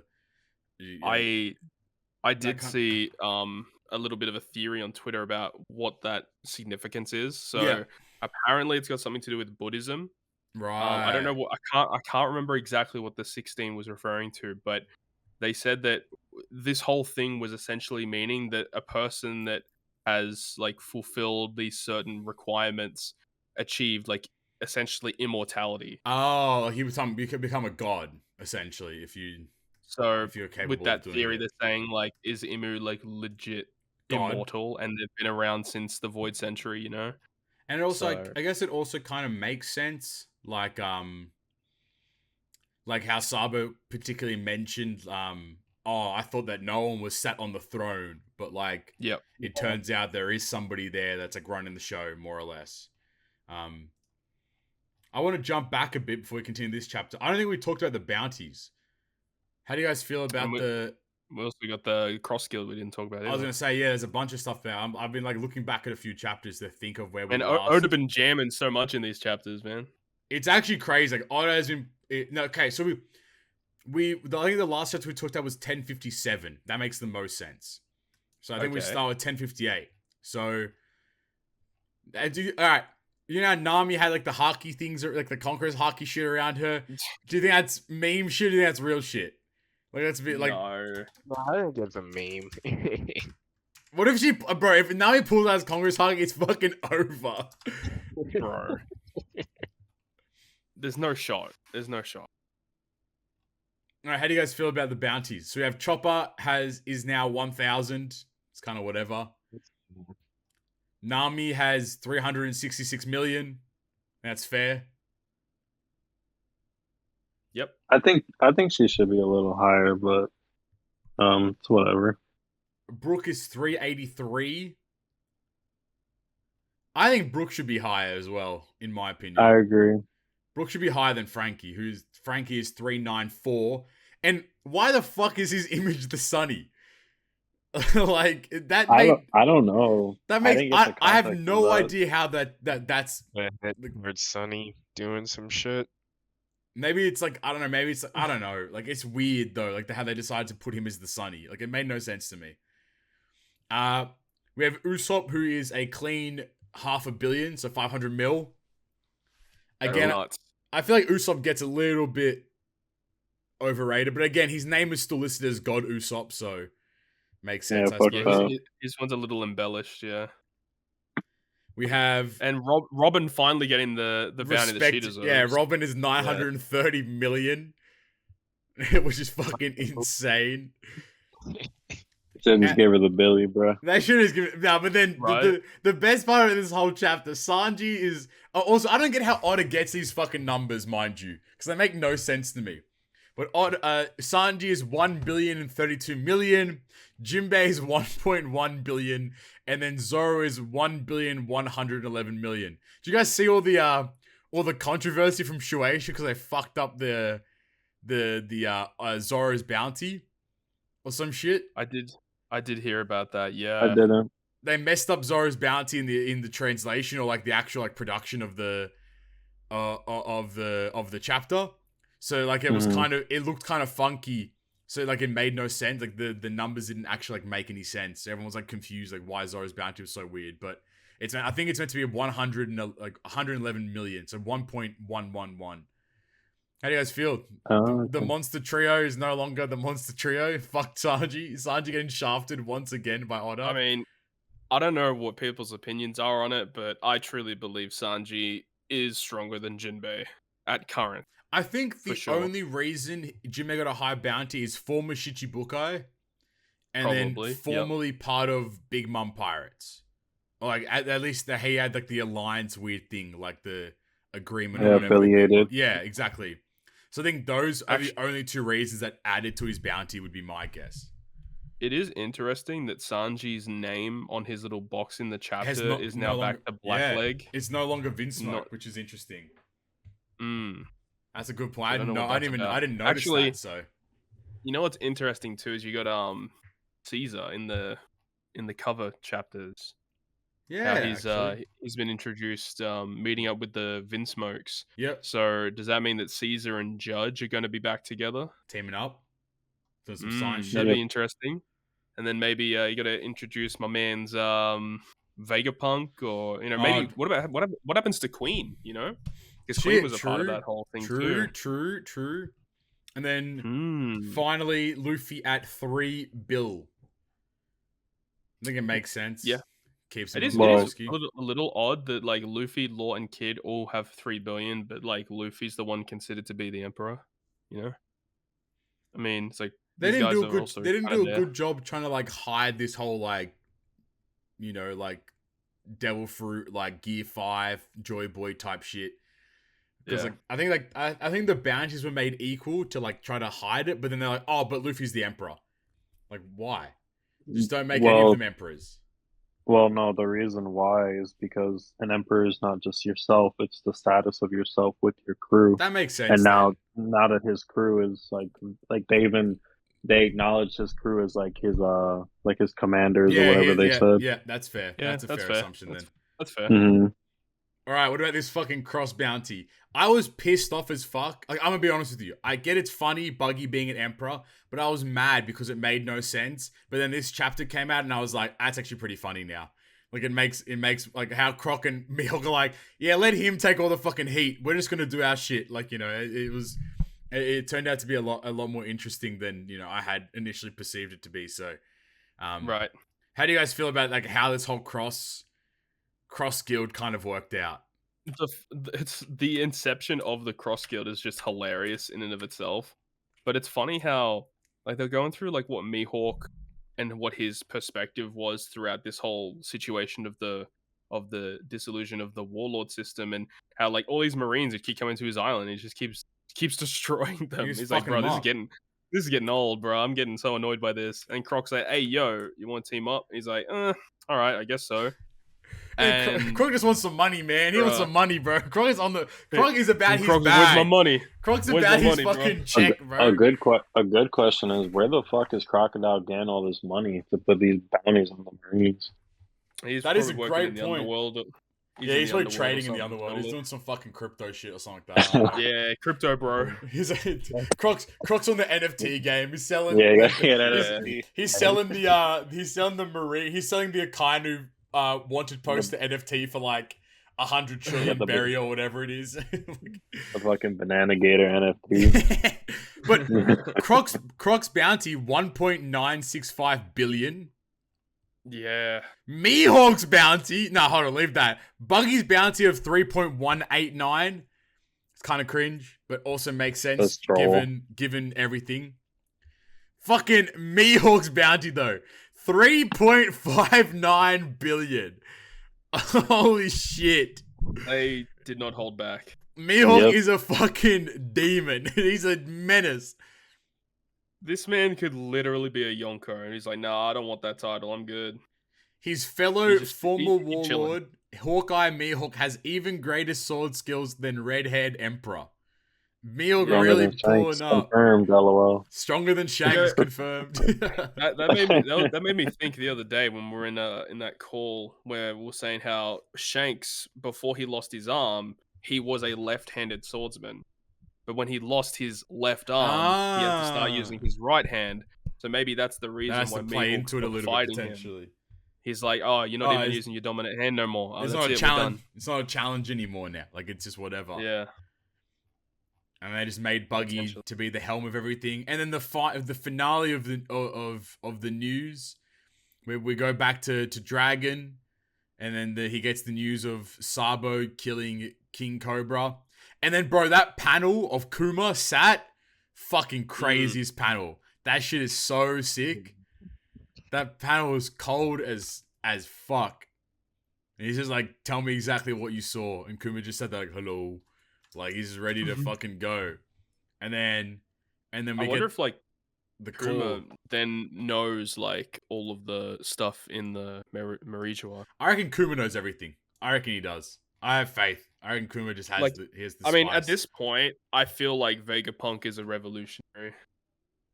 Really? Mm-hmm. But all the pacifistas he's developed, though. Yeah, but I think the Navy's kind of forcing him to do it.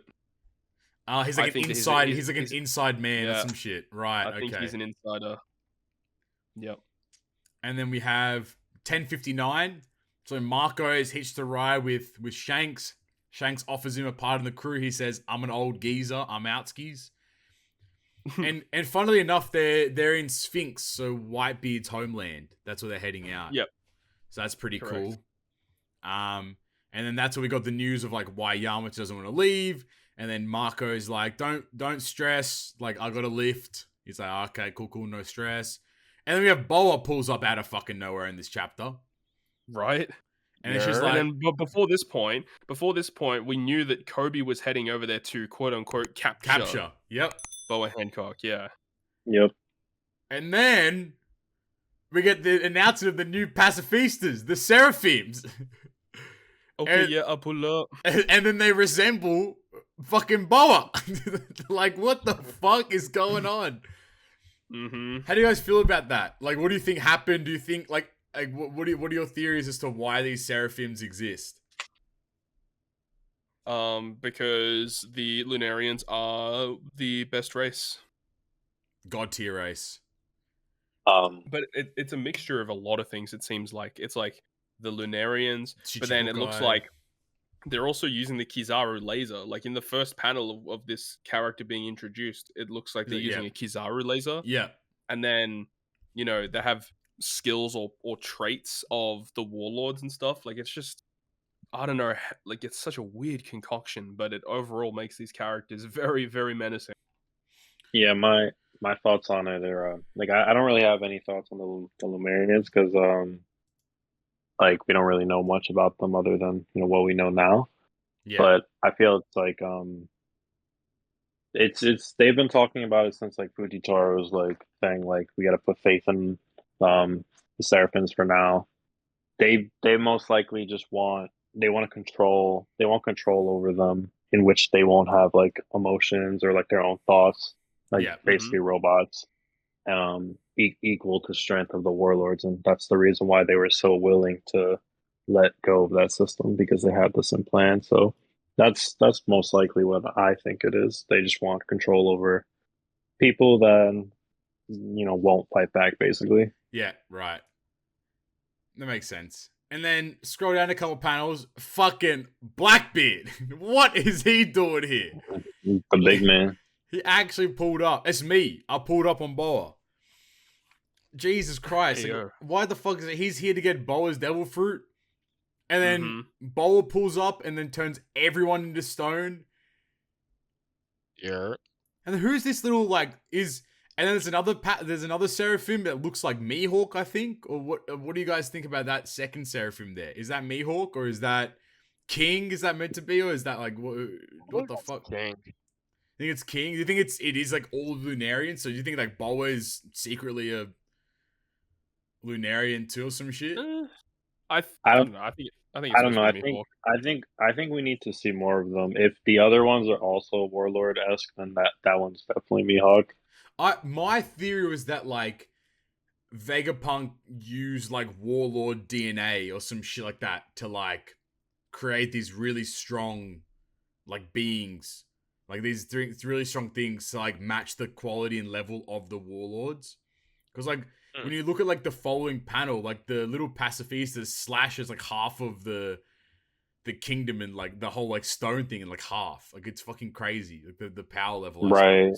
And he has like a replica big ass sword too. Exactly. So I was like, it's very interesting there. And then Boa pulls up, turns everyone to stone, and then the panel where like Blackbeard is like has got Boa by the throat, and then Kobe just sat there is fucking insane again. But what's crazy is how like Boa was able to turn all of Blackbeard's crew into stone. Yeah. And then the whole their whole exchange is insane. Like it's such a crazy compromise. Yeah, I was kind of disappointed when I saw Vasco and Katarina. So I'm like, damn, really? Like, y'all kind of lame. On God, like for real though, like it's kind of crazy, right? But it's also like, Blackbeard's after Boa's fruit, and then Boa's like, my beauty is what makes the fruit formidable. Whoever inherits my power won't be able to release them. If you kill me, all your little friends will remain statues forever. Like, what's interesting about all that is that in an SBS ages ago, right, someone had asked Oda about what would happen if someone ate her fruit that was ugly. Right. And in his answer, in his legitimate answer, he said, if someone that was ugly that ate it, like Blackbeard, for instance, then he would be able to turn anyone he didn't like into stone or something like that. Something along those lines. It's a really broken devil fruit. So it's like whatever. Okay, so people that find him unattractive get turned into stone or some shit kind of deal. I don't know exactly what he said, but he did mention Blackbeard specifically in the answer to that question. That's fucking crazy. Yeah. Yeah, no, I was gonna say I don't personally believe her. I think she's just lying, like in the moment to get away from that. And then we have a little bit of exchange. Then fucking Rayleigh pulls up. Like, what the fuck is going on? Rayleigh pulls up and just says hello, and then scares everyone off. Then everyone kind of like he's there to like de-escalate the entire situation. Mad. It's fucking crazy. And then Sharky's there. Ex-captain of the Kuja Prize is fucking crazy. That shit was so left field. I was not ready for that. I wasn't ready for Ray to pull up, and then I also wasn't ready for Sharky to be like listed as former Empress of Amazon Lily from 2 generations ago, ex-captain of the Kuja Pirates. Like, what? It makes sense though, because now I know why this guy fucking swam across the comm belt. How he was able to. He was pulling up on his girl, man. Yeah, exactly. He was fucking, hey, my parents aren't home. But I'm busy. But my parents are fucking. But the comm belt's in the way. But my parents aren't home. But Rayleigh proceeds to swim through the entire comm belt just to get there. Yeah, I also like. You can go, mate. Go, Nate. I was just gonna say that I like that, like Rayleigh says, like, "Oh, I just scared him away off name." Like, if he actually pulled up on me, I'll get my shit rocked. I'll get fucking blown back if he pulled up on me. Nah, yeah, I was gonna say, like, I love Blackbeard, and I know, like, he always makes like the smart moves, but I was just like, come on, man, take him on. Like, yeah, take him on, bro. You know. It's the second time you did that, bro. That man was shaking in his boots. He was big time. What was it? Quaking. Oh, shit, hold on.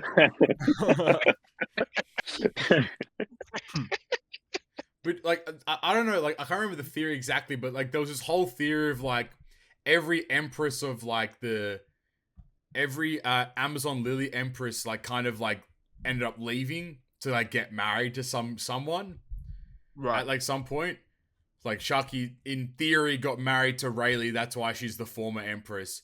Do you think that Boa's gonna make a move and like step down from being the empress to go to be with Luffy, or like, because at the very start of the chapter she does reference it. I think Grandma Nyon kind of mentions something to do with like you know, like it's pretty similar in that like everyone's kind of followed suit. So like, do you think that like Boa's gonna just like drop everything and try to find Luffy or some shit, or like, what are your guys' thoughts there? I suppose. Maybe at the end of the series. Yeah. And then to top everything off, Kobe's missing. What the fuck, my guy? He's Gonskis. Where are you at? Like, what is the benefit of doing that? Well, it is interesting that Blackbeard mentioned that Kobe helped him on that island when he became the hero. So it could be something related to that. Maybe he wants Garp to pull up, because like Garp kind of was like he looked after Kobe. I don't know. Bro, my man's in retirement, bro. It is crazy though, right? Because every time Kobe appears, they always mention this fucking Rocky Port incident and how big like Kobe was during that, and they've never revealed what actually happened there. The hero, because Law's involved in it. Law's involved in it. Fucking Blackbeard as well. Yeah, when we just found out Blackbeard was involved. And the guy from the Rocks Pirate, Huan Shi or whoever. Oh, Choco. Yeah. Jesus. So it involves him too. Like, it's a I don't know what happened there, but it was pretty big. And for Kobe to come out as the hero of it too, though, like something must have gone down. That's cap, bro. I don't believe that. You think it was just like? You think it's just a Navy facade thing or whatever? Well, like, I think they said that he saved a lot of civilians during it. Okay. That's the incident where Law pulled up with all those hearts. Oh, yeah, okay, that makes sense. Damn. Mm-hmm. And then into this chapter where we talked about, like, you know, like all like pretty much we talked about like the majority of the end of the chapter there, but at the very start of the chapter, we have a quite an interesting conversation. I think I like Zoro's character here in like the start of this chapter. I really enjoy the fact that he's very much stepped up as like the, like, you know, like the Right vice, hand. the right hand, like the vice, the vice captain, and kind of just said like, well, you know, because like this whole facade of like Sabo wouldn't do that, and Luffy's like stressing out about Vivi, and then like Zoro pulls up and he's just said like, well, you trusted Ace, didn't you? So why can't you trust these guys too? And he's like, damn, I bet you're right. But I think the craziest thing, Luffy revealing his true dream. Like, fuck me. Like, how'd you guys feel about that? Luffy's reveal of his true dream. I hate all the cock teasing that Oda does. Oda's a piece of shit, Yeah. bro. Oda's actually a piece of shit, man. But it's interesting to see everyone's reactions to it too. Mm-hmm. Did you see the theory going around on Twitter that was kind of blowing up as to what they think? Yeah, what do you his guys dream is? what do you guys think it is? Or what do you think, what was the theory? So the big theory is that, you know, because every time he's mentioned it, the people that react to it say like, what the hell are you talking about? Like, what the fuck? Yeah. So people are saying that it's probably something that is super outlandish, but it's just the way that Luffy thinks about it in his head. Yeah. Where if you actually break it down, it's a simple dream, but because of the way that Luffy conveys it, it makes it sound weird. Yeah. So the whole theory is Luffy mentions, I want everyone to be pirates. And then that's why everyone's like, well, what the hell do you mean? But in Luffy's head, being a pirate means being free. Free. That makes So sense. if that makes sense with what, you know, why it sounds so ridiculous. Right. But then again, you got to remember, this is also the same dream that Roger would have mentioned that Odin and Whitebeard heard. Yeah. So it also has to like make sense with that. And then also, what did Roger do before he died? He made a lot of people become pirates. That's fair. That makes sense. My pocket theory, it's kind of dumb, but I think Luffy has this like aspiration to have like, when everything's said and done, he wants to have like a massive party with the whole world. And like being king of the pirates is kind of like the stepping stone, because you're the guy then, you know. So like it kind of, and I call it a pocket, like my theory, but I probably read it somewhere as well. So credit to whoever came up with it. But like I know that me and Rio, and shout out to him, we were chatting about it the other day, and like he kind of said like, I think it's that, you know, I think that he just wants to have a party with everyone, you know, and being the pirate king kind of makes sense to doing that, and that's why everyone's kind of like laughing, crying, and like Nami's like, what the fuck? And the Zoro's like, huh? You know, like it's kind of a bit of a crazy thing, because like, how can you have a party with everyone? It kind of coincides like the drums of liberation and like being like, you know, like who he is, like Nika, and like always smiling, and like music and dancing, being involved in everything, and at the end of every like arc there's always a big party as well. So like it would it kind of makes it makes sense that would be his like end aspiration. But I do agree, fuck Oda for doing all this shit, this fucking cock teasing though. It's very frustrating. What about Flame Knight? Do you guys have anything different, anything else that you guys think would be his end goal?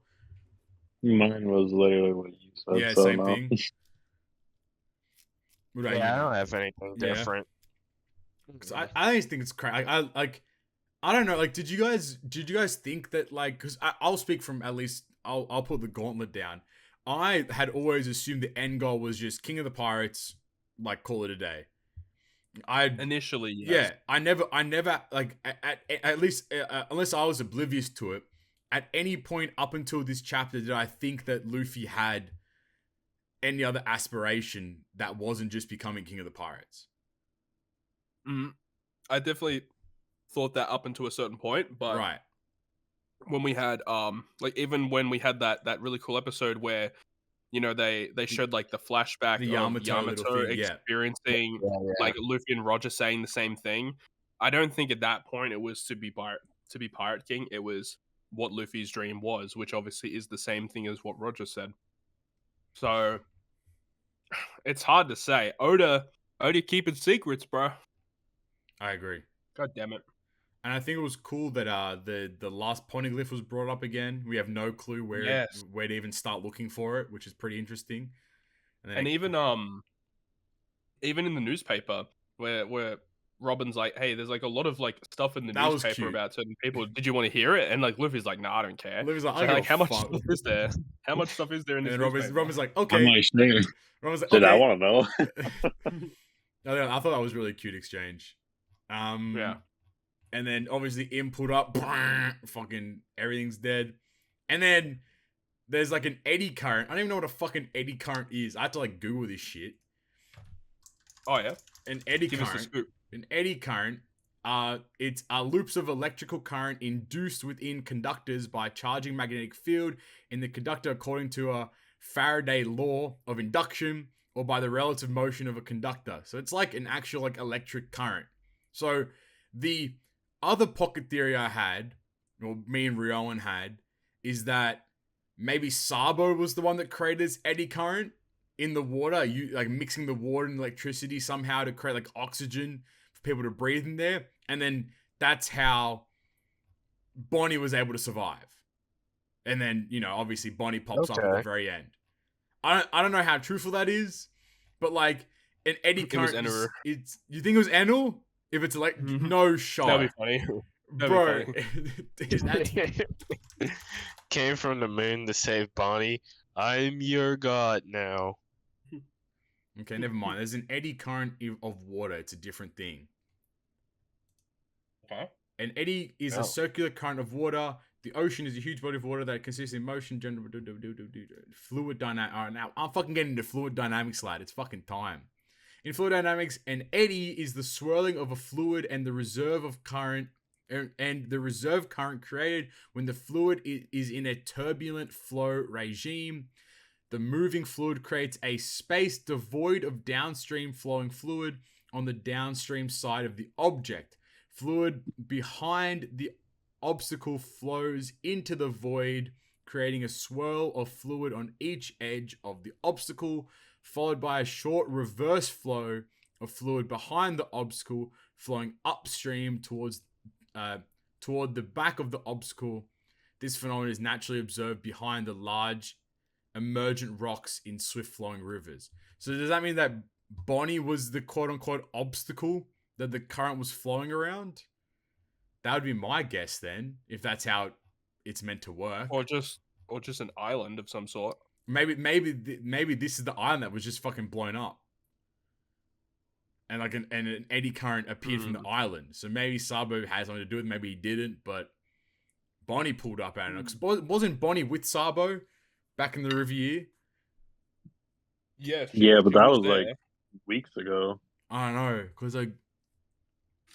And Chopper getting fucking sucked away is hilarious too, I must say. Man, he's a zoop, I'm out of there. Man thought he was like, he's like, arm dripped out, it's time to go outside. He's like, I'm done. See ya. He's out of there. But what do you guys think about Bonnie pulling up, though? Like, what's the significance of having Bonnie here? I expected. Yeah, I thought it was Sabo. I was like, if Sabo was there, I'd be like, oh shit. I thought it was going to be Vivi. That also makes a lot of sense too. But Bonnie, I personally think it makes sense because she's like one of the last of the worst generations that hasn't really had an arc. Hasn't done much. So you think Bonnie's going to pull up on it's only crew? her. Well, not pull up on the crew, but she's definitely going to play a role in. Yeah, she's definitely going to play a role in whatever this arc is. Have you okay? Just so, I guess to wrap it up. Where are we going? I think at this point I have no idea what's happening now. There's still a lot too, because like we need to still see Edward Weevil again. Yep. I thought we were gonna see him when they mentioned Sphinx Island. Yeah, that's a great point. Maybe in the next chapter when Marco's there, he pulls up and Edward Weevil's like rummaging Marco around or some shit. Bro, if Marco dies, I'm quitting One Piece, bro. Fuck that. Marco's my goat. He gave the red flag, man. He should have joined the Shanks Pirates. Oh, imagine though. Imagine if he had joined the Redhead Pirates. That'd be fucking crazy. He dyes his hair. He dyes his hair, becomes a red pineapple. His wings turn red. That's kind of sick. Hold on. That'd be crazy. My man gonna be Moltres. Oh shit! Yeah. Pulling up Moltres type beat, yellow skin, red hair. But like, because I have no idea at this point, because like so much has been brought up in the last, and like, what's that guy's name? The mud dude, whatever the fuck his name is. He's in the barrel. Caribou's in the fucking barrel. Dude, I'm so sick of this dude. I hate him. I hate this shit so much, dude, man. This dude has so much information. He's just sitting in that fucking barrel. A lot of people suspect he's involved with Blackbeard. I wouldn't be surprised. Yeah, I could see that. Do you think they're going to Marydra? Do you think? Because like there is that panel there where, wow, like, what is it? Like Zoro's like, oh, this man's dead. Besides, Vivi was last seen in Marydra. And then Luffy's like, let's go there. And then Caribou's like, are we heading to Marydra? Not good. Damn it, it's too muffled to hear. Like, I don't think they are. But like at this point, I actually have zero idea where they're going now. Like, cause like they need to find the last poneglyph still. Like, why is Bonnie there? Like, there's a lot still to digest. Maybe if we're lucky, this island's Elbaf. You think so? Do you think they're going to Elbaf finally?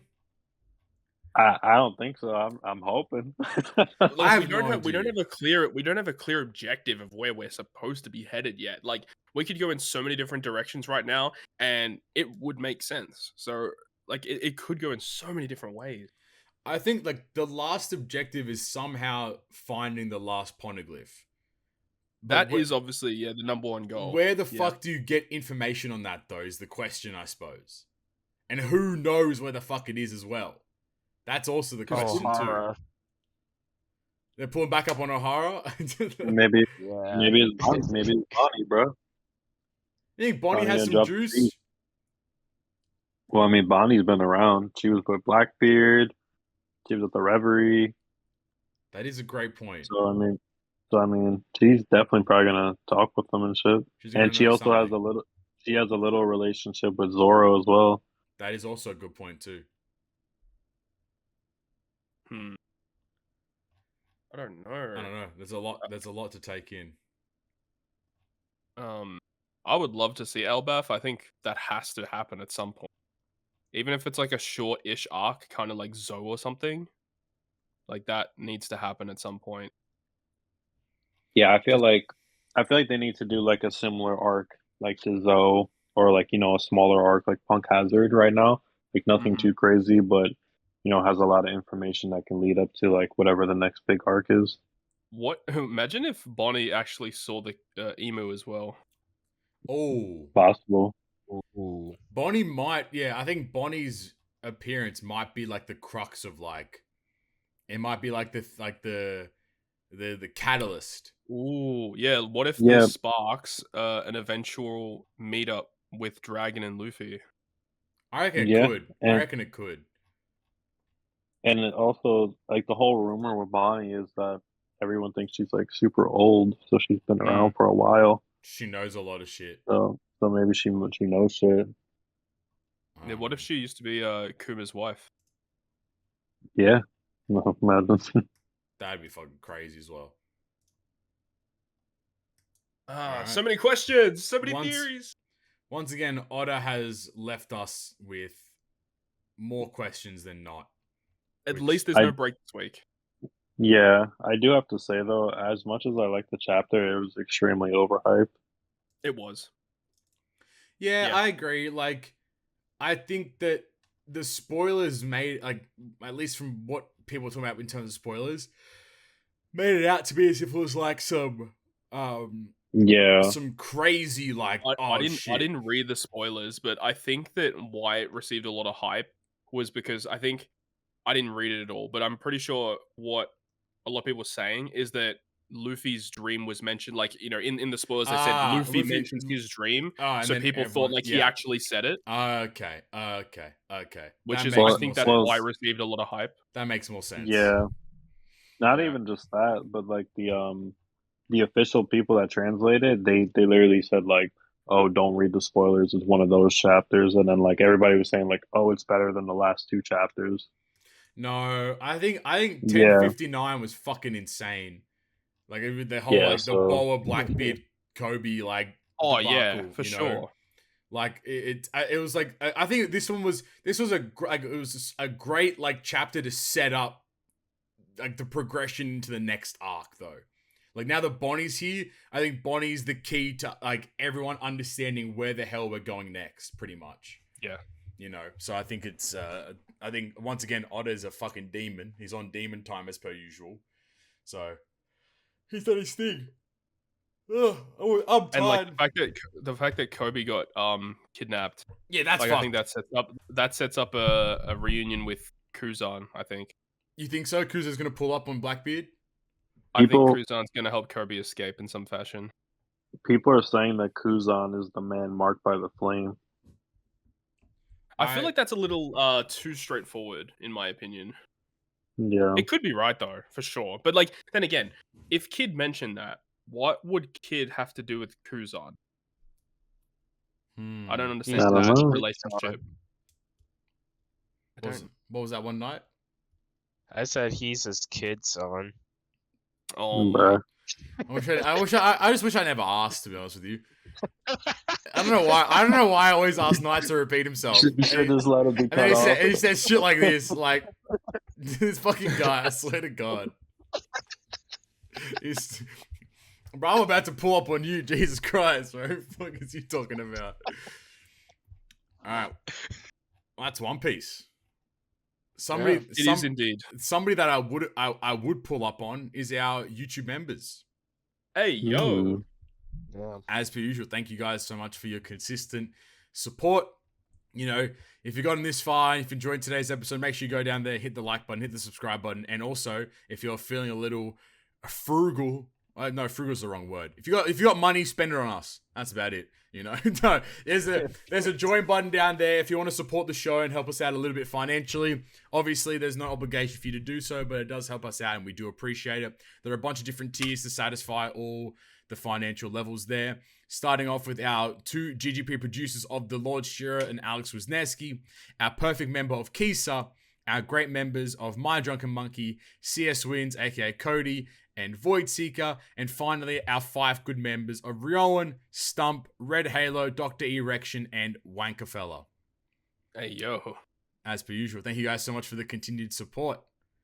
And from our YouTube members to everyone's actual favorite segment, it's the Q&A.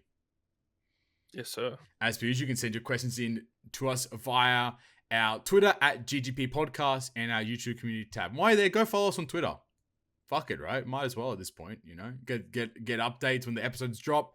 Send us in questions. Be up to date with everything that goes on in the GGP sphere. First question comes from, speaking of which, an OG of the podcast at Joba _93. Joba asks, top 3 anime. What are your top 3 anime, guys? I guess I'm gonna be generic ass bitch, but that's me, I guess. Straight up with it. Straight up. I'm gonna say Attack on Titan, Death Note, One Piece. Respect. What season of AOT would you say is the best for you? 3. King. Good idea. Good shout. 3 is the second. Oh, dude, season 3 is so good. Season 3, part 2. Mwah. Chef's kiss. Mm-hmm. Knight. What are your top 3 anime? Can I get skipped? All I'll right. go later. Yeah. Flame. What are your top 3? Steins Gate, the Monogatari series, and Chihaya Furu. Fruits Basket for those uncultured. I did not say Fruits Basket, but yes, Fruits Basket's number 4. There you go. For me, I would have to say Kaguya-sama, definitely up there. Goated. It's fucking incredible. Where is it? Origairu, for me personally. Goated. Up there for sure. And then I'll go a little different and I'll say Haikyuu for me right now. Nice. 3 10 out of 10. Yeah, absolutely peak. I mean, the animation for Haikyuu is fucking dog water, but the story's still absolute peak. So I love it. And then Sweat. All right, let me hear this. Let me hear this fucking shitty ass takes. Damn, that's crazy. All right. I'll go with Code Geass. Nice. Hunter. Okay. Nice. And for 3, let me see. Means I say School Days or some shit. I watch. Not School Days. That's crazy. Man's gonna say fucking High School DxD. My Hero Academia. My Poggers. My Hero Poggers. Fuck My Hero's trash. You fucking dick.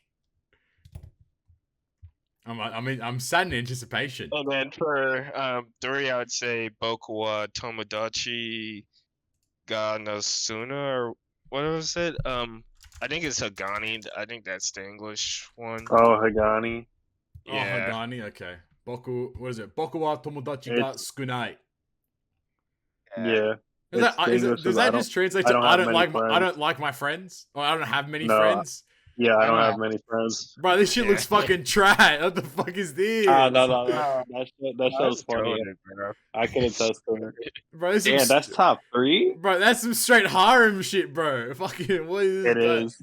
This shit look fucking ass. What the fuck is this? Nah, but the ending of season 2 is so ass, bro. Oh my God. It's season 1 for me. But yeah. That's crazy. Alright, I respect it though. There you go. I respect it. Next question from Twant, aka Tony. Opinions on spoilers from games on the movie/anime watchers. I think this is in direct correlation to 6+ Uta. Oh. I'm guessing. But what are your opinions on spoiling shit in games that hasn't come out in like anime or movies yet? Are spoilers really spoilers if there's no contact? Look, I have no idea what the fuck this thing is. All I know is it relates to Uta. That's literally all I know. Like, you know, like, I don't know how it happens, why it happens, who the fuck it is, what, you know. The 6+ makes sense. But what doesn't make sense? What doesn't make sense is why the 6+ is worse. Yes. No, you know what's retarded? I don't know if it's just them being retarded or lazy. But it's so stupid how in the new Luffy's animation, like he's clearly fighting Uta's like new form. It's like blacked out. It's like as if they wanted to hide it, and then they showed it 2 days later. Also, yeah, it's even in Luffy's thing, he just pulled up with Shanks, and I'm like, I don't know, like I haven't watched the film. I don't know his spoilers, but I found that really weird. But also, I found it. That animation's a bit weird, to be honest. I have just found it weird because like Shanks isn't mentioned in the unit at all. He's not in the artwork. Why the fuck is he in the special? Like, it makes no sense. It's just I don't know. I don't get it. Like, I agree with what Todd said. Like, is it a spoiler if you have no context? I agree. Like, if you're gonna see that, oh, this is 6+ Uta, so relates to Uta, let me look it up. That's on you. That's completely on you. Just just accept it. It's real. Like, you know what I mean? Like, it is what it is. They're not gonna cater to a global audience and not release 6+ Uta because like most English speakers haven't watched it yet, right? It's kind of just like, yeah, it doesn't matter. It's been out in Japan for like a month. Like, it's been fucking time. So like, you know, it makes sense for them, but for us, it's kind of like, oh, that's a bit strange. I was like, oh, that's what Uta. I guess that's the villain. Cool. Like, you know. That's awesome. I don't know what the fuck it means, but okay. And then I moved on. Done. Yeah, pretty much. Easy as. Yep. Next question from... This guy has a sick @ by the way. Next question from @DrainTooHard. Does the cast have any predictions once Film Red stuff ends for the next few main story Wano Suga Fest Legends based on the last few episodes of the anime, or maybe some possible 6+ for already existing Wano Suga Fest units? I don't see any recent Suga Fest units getting any 6+ anytime soon. At least I hope not, because there's a lot of old units that still need it. Yeah, exactly. I would probably say, safe to say, we're probably going to go back to Wano for the next Suga Fest. It makes the most sense. It's printing money, so like, why the hell wouldn't they do that? I hope they don't. I hope they release something a bit unique, a bit interesting. And actually, no, I take it back. Technically, the batch coming out should be Halloween related. Hopefully, at some point there should be some sort of Halloween thing. At least that's our guess. But that makes the most sense. I hope so, because at least with Halloween units, it can be whatever character just in a Halloween outfit. So like, it kind of I was thinking that. I was like, what are they gonna do? Like at the end of this Kizuna that's coming up, like what batch are they gonna do? But that's the next batch, right? Halloween. Because there's still like, because all three of the part ones, they all end at the same time, correct? Like in October at some point. It's the end of October. So basically, that means like they're gonna be 0.5. here. But they're gonna be here all throughout October as well. Right. So Okay. it's just very weird. So that's going to lead into like 0.5 Annie, that end of October, start of November batch. Right. And then my guess is that our October batch will be, technically we have an end of September batch and then an end of October batch. I don't know. Yeah, that's what I'm saying. Yeah, that's what I mean. Like, yeah, you're right. I assume end of September will probably be Halloween. That would be my guess. I would hope so. I hope so. That's our guess. Our guess is hopefully we'll have all Halloween throughout the month of October. And then maybe they could actually 6+, like, bro, imagine if they 6+ Halloween Mihawk and Halloween Law. And Halloween Shanks. Fuck that guy, though. I mean, they got to do Ace first. Oh, and Ace, bro. Ace would be elite. Oh, Ace would be fucking sick. Man. There you go. Hopefully it's Halloween is our guess, I suppose. I think. Fingers crossed. Or we're just back in Wano again with something. I don't know. That's probably the safest bet too. Next question from our guy, Definitive Zach. He asked, fuck, marry, kill, OPTC, Genshin Impact, Fate Grand Order. Take it any way you want. Have fun. Great work as always, fellas. All those games are fucking shit. Oh, God. Well, as you guys know, I'm fucking married to the game, so I'm going to marry Treasure Cruise. Yep. I'm marrying Treasure Cruise. Have to do that too. Who am I fucking? Who am I? You know what? Fuck it. I'm killing Genshin. I'm fucking Fate.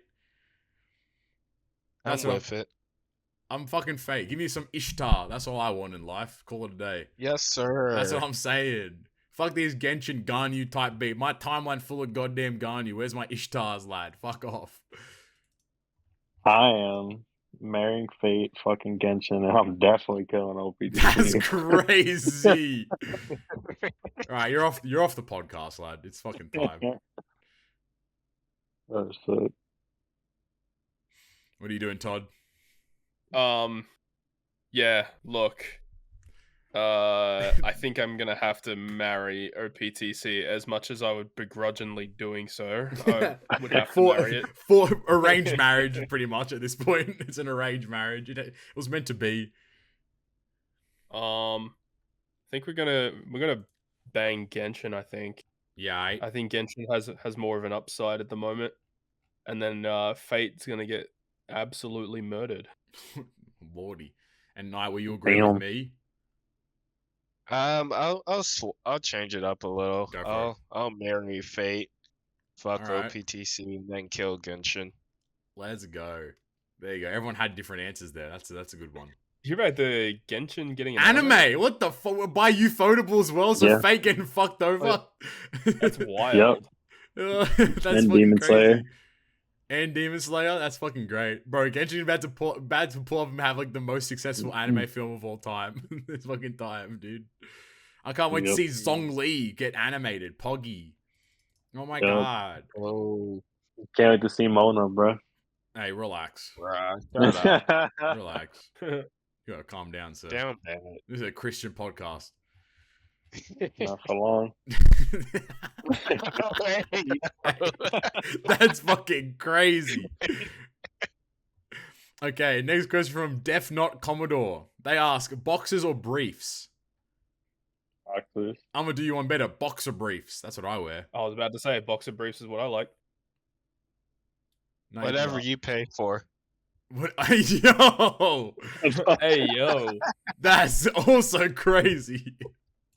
Like I don't like boxes because like they're so loose. And I don't like briefs because it's like I don't know. It's just my ass kind of big, man. None of these briefs be fitting me. You know what I'm saying? So I'm trying to get some box briefs.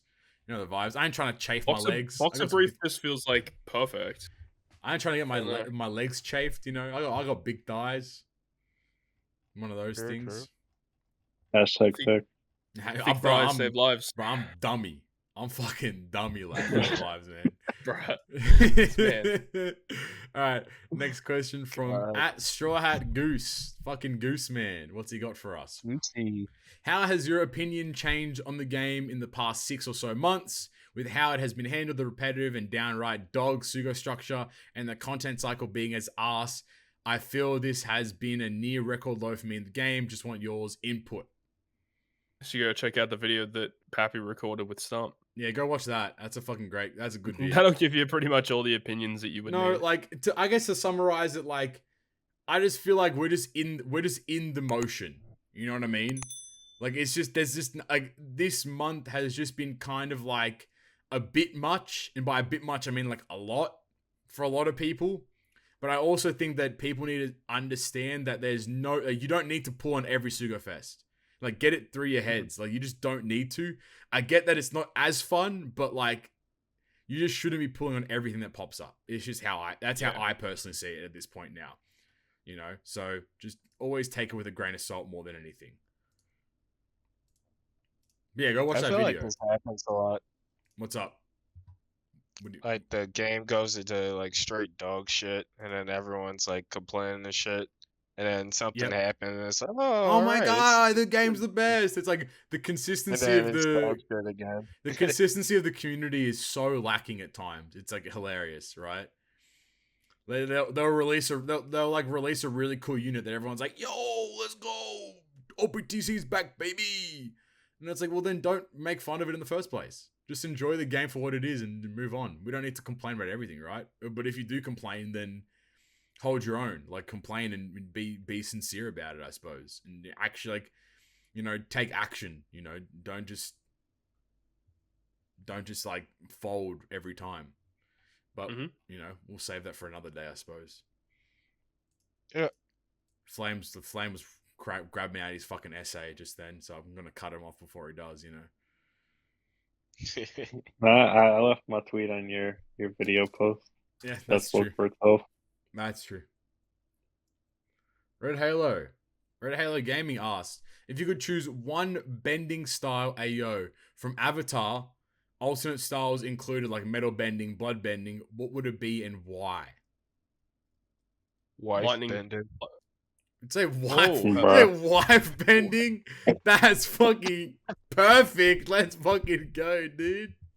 What the hell? Definitely airbending. Yeah, I was gonna say airbending for me too is what I'd do.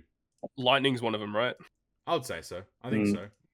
Yeah, no, lightning's a part of fire, isn't it? Yeah, well, it's like it says alternate styles included.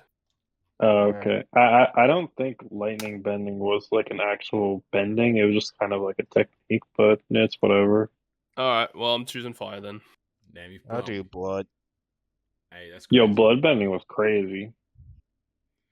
Blood bending's too damn much. That's what I think. It's fucked. Yeah, that's disgusting. That's how you get them to bend over, huh? Hey, that's that's how I get up too. Hey, y'all need to actually calm down. Bro. You're actually on smoke today. You're actually on fucking smoke today. I can't deal with you guys anymore. It's too much. Next question. At Usopp's Will, they ask, with spoilers of film rent coming out in OPTC, as OPTC units and their buyers, are you still being as spoiler-free as possible, or has anyone of you embraced the spoilers? I'm still spoiler-free. I haven't bothered. I haven't looked at anything, so I'm still spoiler-free. Yeah, I'm also spoiler-free. I haven't seen movie spoilers, but I've seen like spoilers of stuff that happens, but not necessarily like what it means, like context, like the thingy. Yeah. I'm mostly spoiler free for the most part, but I did get spoiled on 2 things thanks to one dummy, and then the other one was kind of a out of context spoiler. There you go. I see. Yeah, and I guess I could save you guys from it as well. Todd, when you went to go see the movie, did they give out like a booklet? No, I know what you're talking about though. Yeah, so if at any point, if anyone mentions to you guys anything about like the book that they give it to you, that book is meant to be read after you watch the movie. It has like stuff via the movie. So don't read that book or like, talk about that book because you're gonna get spoiled. The book gives you a lot of context on Shanks. Right. Okay. More Yeah, and information. people in the crew as well. Yep. Yeah. All right. I think I saw that then. Noted. Next question. At Obsidian_Steed_. Do you all think the Nintendo Switch is behind on feature? I look at the Steam Deck and miles better than what Nintendo is providing. I don't own both, but looking at the specs and all it seems Nintendo is not taking investing big on portable gaming. I don't think, considering how like much they were pushing, you can play it on the go. And when you see the specs, it's like, the Switch is absolute dog shit. I just think Nintendo is so clear that it doesn't matter what they do. Yeah, that's correct, because they know that people are going to buy their console because it's child friendly or it's got the IPs that they like, Exactly. It doesn't matter. I think they're always gonna cater to the youthful audience. It's always gonna be the child audience that they cater towards. And if that's the case, then doesn't matter if the Switch handles 720p. The kid doesn't know what the hell's going on. I don't think it matters at all. So I just think Nintendo just doesn't care. Straight up, they don't need to care about it being good quality or it actually having good hardware or anything of the sort. It's irrelevant to them. The Steam Deck, I guess, inherently has to be better because its whole selling point is being able to play Steam games on the go, and inherently Steam games are PC games, so it has to have the hardware and the capability to do that as well. So right, but I would personally argue against that. The Steam Deck isn't nearly as popular as the Switch, though. Not at all. So, and kind of to what you guys were saying, Nintendo doesn't really care. Also, because there really isn't a market of a competitor for mobile or handheld devices like the PSP that's dead. The Steam Deck, it's good, but it's not nearly as popular, so it's they can just do whatever they want. Yeah, I think the Steam Deck's issue right now is that it's not as available. When it gets more readily available, it'll be more accessible. But then at the same time, more people who play PC games are usually just gonna play on their PC at home and not on the go. So yeah, that makes heaps of sense.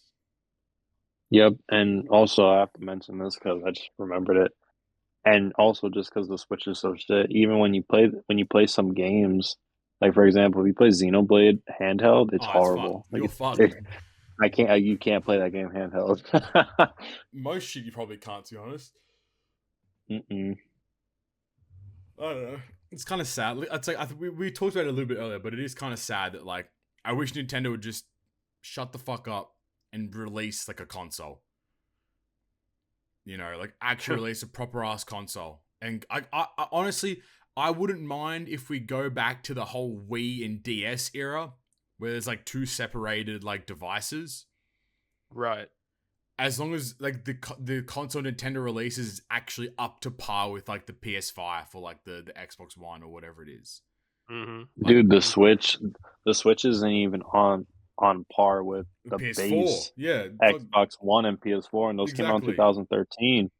That's what I'm saying. I wouldn't mind us going back to the Switch remains the handheld thing, but Nintendo's also releasing a homestay console that's up to par with the current consoles that exist type thing as well. That's what I want at the end of the day.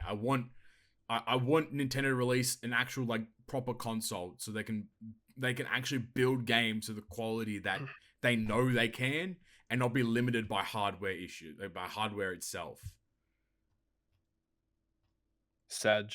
Big time. All right, next question from @Portuguese_Sosa. Boo. Okay, guys, enough with the food questions. Oh, here we go. She's a 10, but she has athlete's foot. 3. She's a fucking 1. I mean, that's curable, right? I don't know. I don't know. Let's assume like it's not curable. She just always has it. Yeah, that's a bit of a turn off. That's an L. I don't know. More fun. I mean, what? This guy, bro. She's a 10, but her legs are hairier than yours, bruh. 0. My legs are fucking 0. My legs are yours. My legs are so goddamn bro. hairy. Oh my days. No shot. My legs aren't too bad. I'm okay with that. That's fine. Yeah, I don't mind. That's a 0 from me. Yeah, big time. She's a 10, but she loves Sosa. -1,000,000. No, we can't be having that. If she loves Chief Keef, that's fine. We let it slide.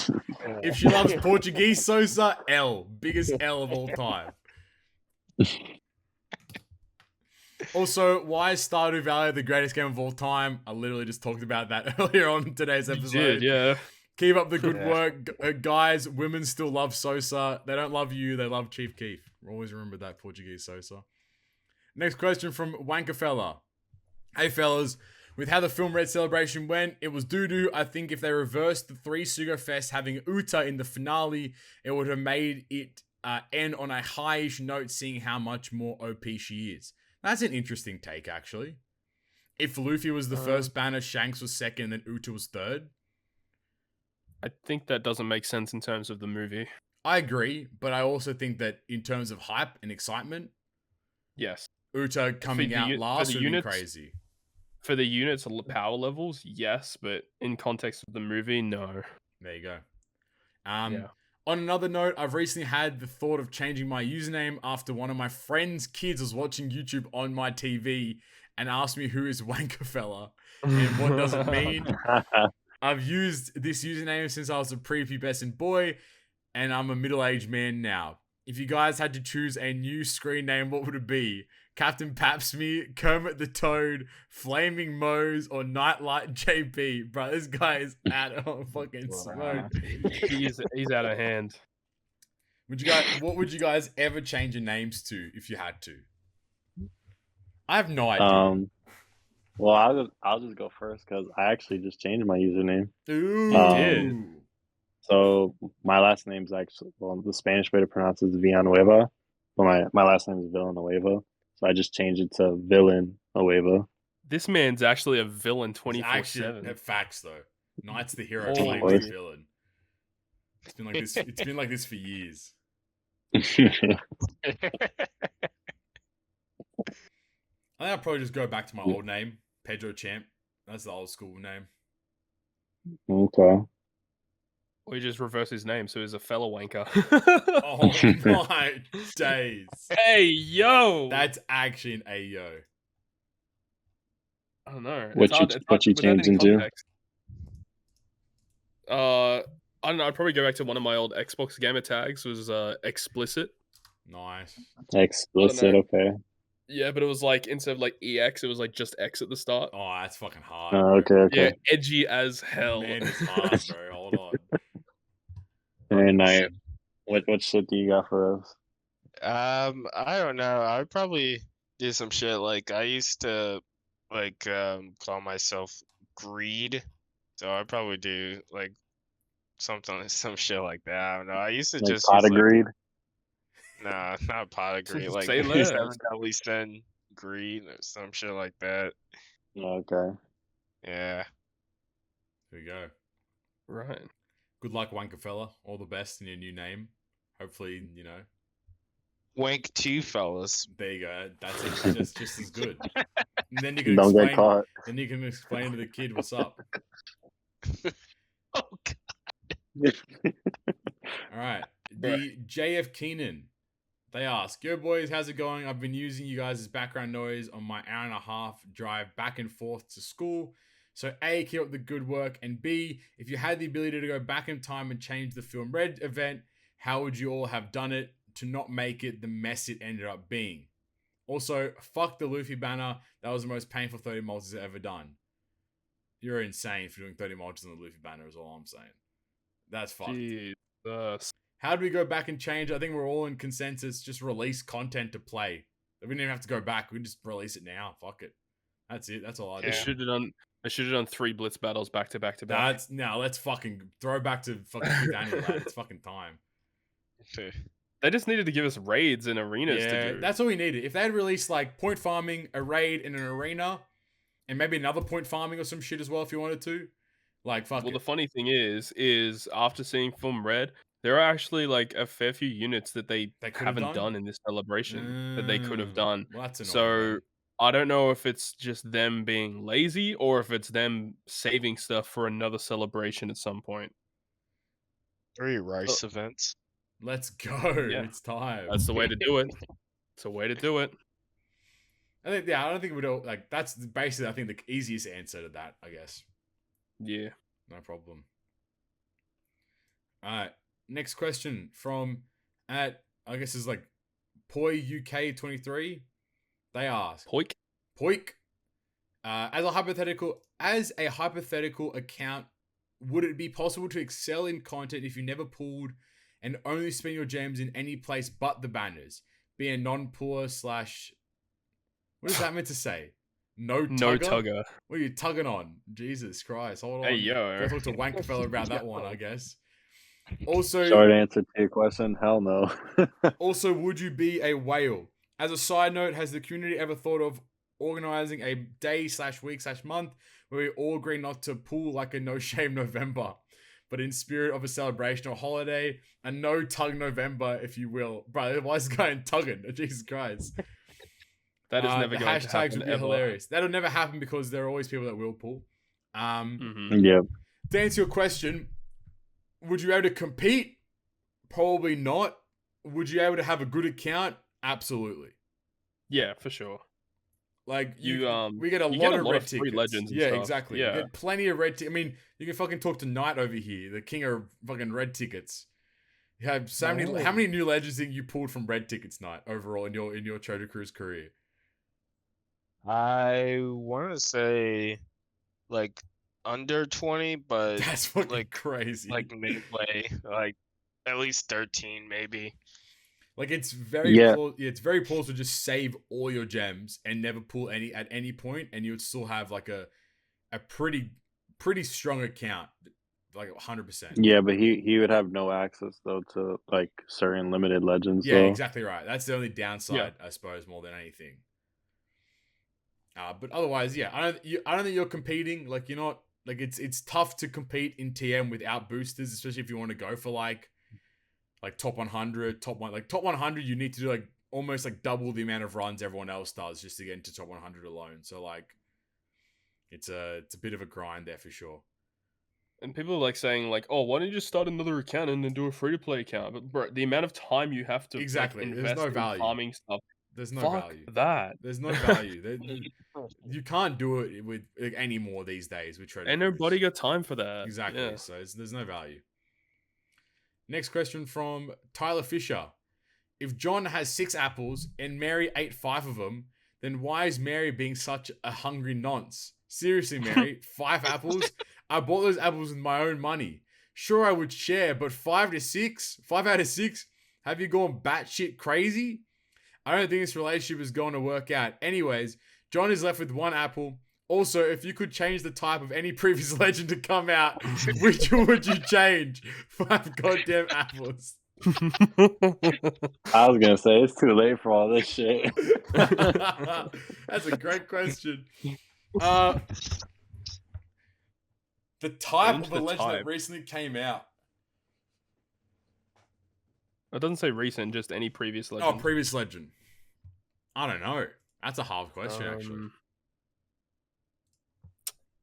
Can't think of one immediately off the top of my head that's like, oh, if that unit was this color, it would be absolutely god tier. Make Shanks a fucking any Dex legend into Int. That's what I want. Yeah. Shanks should have just been like Int or Psy. Fuck it. Why is he quick? What's he doing being quick? Boy like that? I don't know. I'm looking at all the legends, and I can't really. There's no standout for me. I can't think of one immediately that would be fitting for a type change. I mean, like, maybe V1 Kaido? So, like, Psi or Int? That'd been pretty fucking sick. I'd agree. So that his end of turn damage is never, like, not very effective? Yep, I agree. Done. I can't really think of one. That's the only one I could think of. Maybe, like, reduce the amount of Int powerhouse units we have. That'd be nice. Oh, maybe make any Blackbeard legend not Int. That'd be great, too.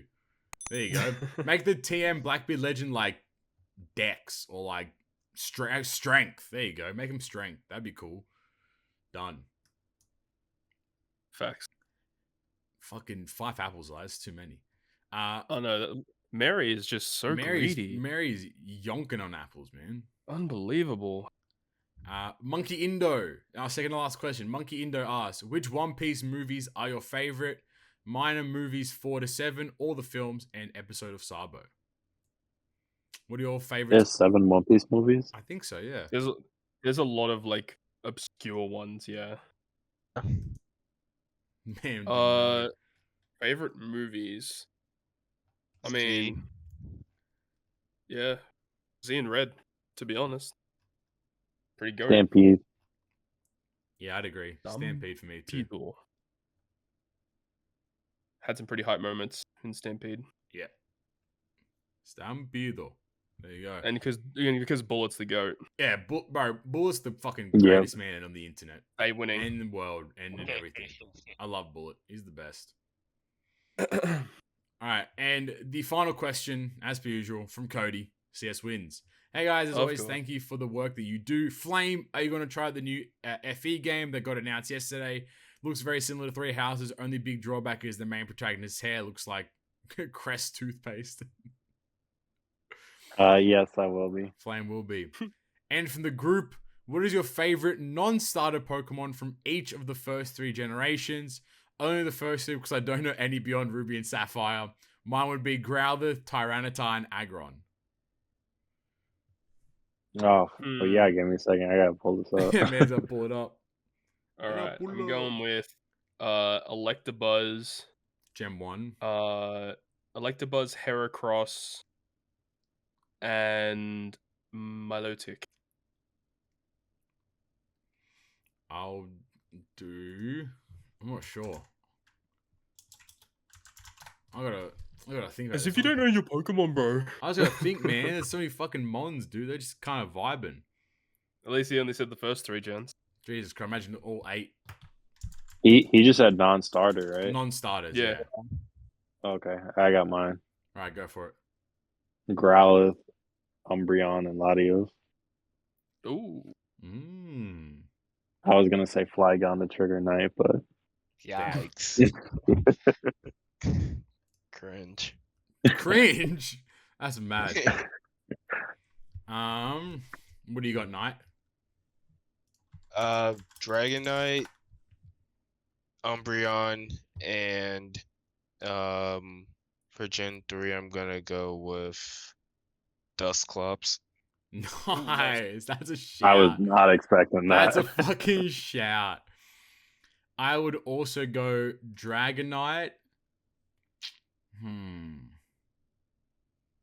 I don't know. This one. Kind of toughy, eh? Dragonite. Fucking... Gen 2. Yeah, I don't know. Gen 2's tough. Umbreon as well, I guess. Gen 2's Pokedex kind of lame. And fuck it. Deoxys. Oh. I love Deoxys. Okay. He's fucking sick. Alright. Done. Fair. Good start there. I know this probably opens me up to criticism, but being in a Commonwealth country, I'm of the unpopular opinion that I think the monarchy should just be abolished. How do you all feel about the whole subject? Oh shit. We're really getting into I'm just telling. I don't know about all this shit. We're really getting into the abolition of the monarchy. I can go. You know what? Go off, Knight. As somebody not from the Commonwealth. Yeah, of course. Go for it. I think it's kind of fucking useless. Like, how are you a king or a queen and you don't even roll shit? Like, you're just a fucking figure. That's lame as Let's fuck. fucking go. Become an emperor. Like, conquer some shit. Like, take back the armies. Bring back the crews. You know, set sail. Protect armies. Let's go. That's what I have to say. Bang. I'm tired of it. I'm gonna take over. Oh shit! Night for king of the Commonwealth. It's fucking time. There you go. And for the food questions, preference in steak. How do you like your steak done, boys? Medium. Medium. I think I'm also medium rare kind of guy. Yep, I have to agree with that. I mean, because like anything not cooked as much as like it's just too much for me. But then when it's like a little too well done, it's like, bro, like what's the fucking point? I grew up on cardboard. That's what my dad cooks a steak. No, straight dry ass motherfucking steak. Oh no. So when I eat like a medium steak, I'm like, whoa, this is an experience. This is a whole new world. Cody is a medium kind of guy. Say you're having a turkey dinner. Does the gravy go on just the turkey or on only other certain items? Everything. Yeah, everything. Vegetables, potatoes, whatever. Everything. Give it the gravy. Yeah, I agree. Yep. Yeah, everyone's getting splattered. Hey, yo, you need to check up from the neck up, lad. My man, Knight playing Splatoon on his dinner. That's what I'm saying, bro. Man, Splatooning everywhere, lad. Jesus Christ. And finally, what's your favorite type of bagel? And he says there's a jalapeno cheddar one locally that is by far my fave. Never eaten one, so I can't say. Todd is not a bagel man. I'm a pretty average cream cheese, salmon, chive. Done. Call it a day. Wrap it up. Oh, I thought you meant like bagel. Oh, type. I think maybe like bagel. I don't know about bagel type. I don't know the fuck about bagel types. My favorite bagel type is an everything bagel, but on my bagel, I usually get cream cheese and bacon. What's in it? I know Carissa always buys an everything bagel, right? Mm-hmm. What the hell is an everything bagel? An everything bagel is it's basically like it's like a seeded bagel. Yep. It has it's kind of like a mixed up toppings on the top. It's like garlicky flakes, like onion flakes, poppy seeds, and it tastes like a little salty. And there's the Asiago one, which is like cheese. Stuff like that. They all sound delicious. What about you, Knight? I just like getting the cinnamon raisin ones. Mm-hmm. We were talking about those types of bagels, yeah. You put anything on it? I used to put like brown sugar, cinnamon butter on those shits. Those things went crazy. I mean, you get diabetes. Yes, sir. I already got it. Fuck you talking about? I think that's it. That was the last question. Beans. Thanks as always, gents. Much love, your boy Cody in Canada. Thank you, Cody. And that was another very long ep as per usual. I thought we were not going to have much to talk about, but turns out talking about One Piece actually, can consume a little bit of time, eh? But no, that's going to wrap us up for episode 76. As usual, if you enjoyed today's episode, make sure you go down there, hit the like button, hit the subscribe button, and if you are able to, make sure you can hit that join button and help us out financially as well. On top of that, you can go into the description and go to our Linktree link. That is linktr.ee/GoodGreatPerfect. There you can find all of our socials, that being Twitter at GGP Podcast. We're also on anchor.fm/GoodGreatPerfect for the audio-only version of the podcast there as well. And we are also on the major platforms of Spotify, Apple Podcasts, and Google Podcasts as well. Also, a little further down in the description, you can find all of our socials. That's at NightmareJP, at Flamevius, or your new name. I don't know if you want people to be following your new account, Flame. That's up to you. You can tell me to change that or not. And then at Toadski as well. Make sure you go follow, subscribe, liked, all that kind of fun stuff. We all really greatly appreciate it. But that's it from us today, I think. With that being said, I've been Captain Poppy, Flame, Knight, and Todd. Thank you for listening to the episode. Talk to you guys next time. Peace. Goodbye. Bye.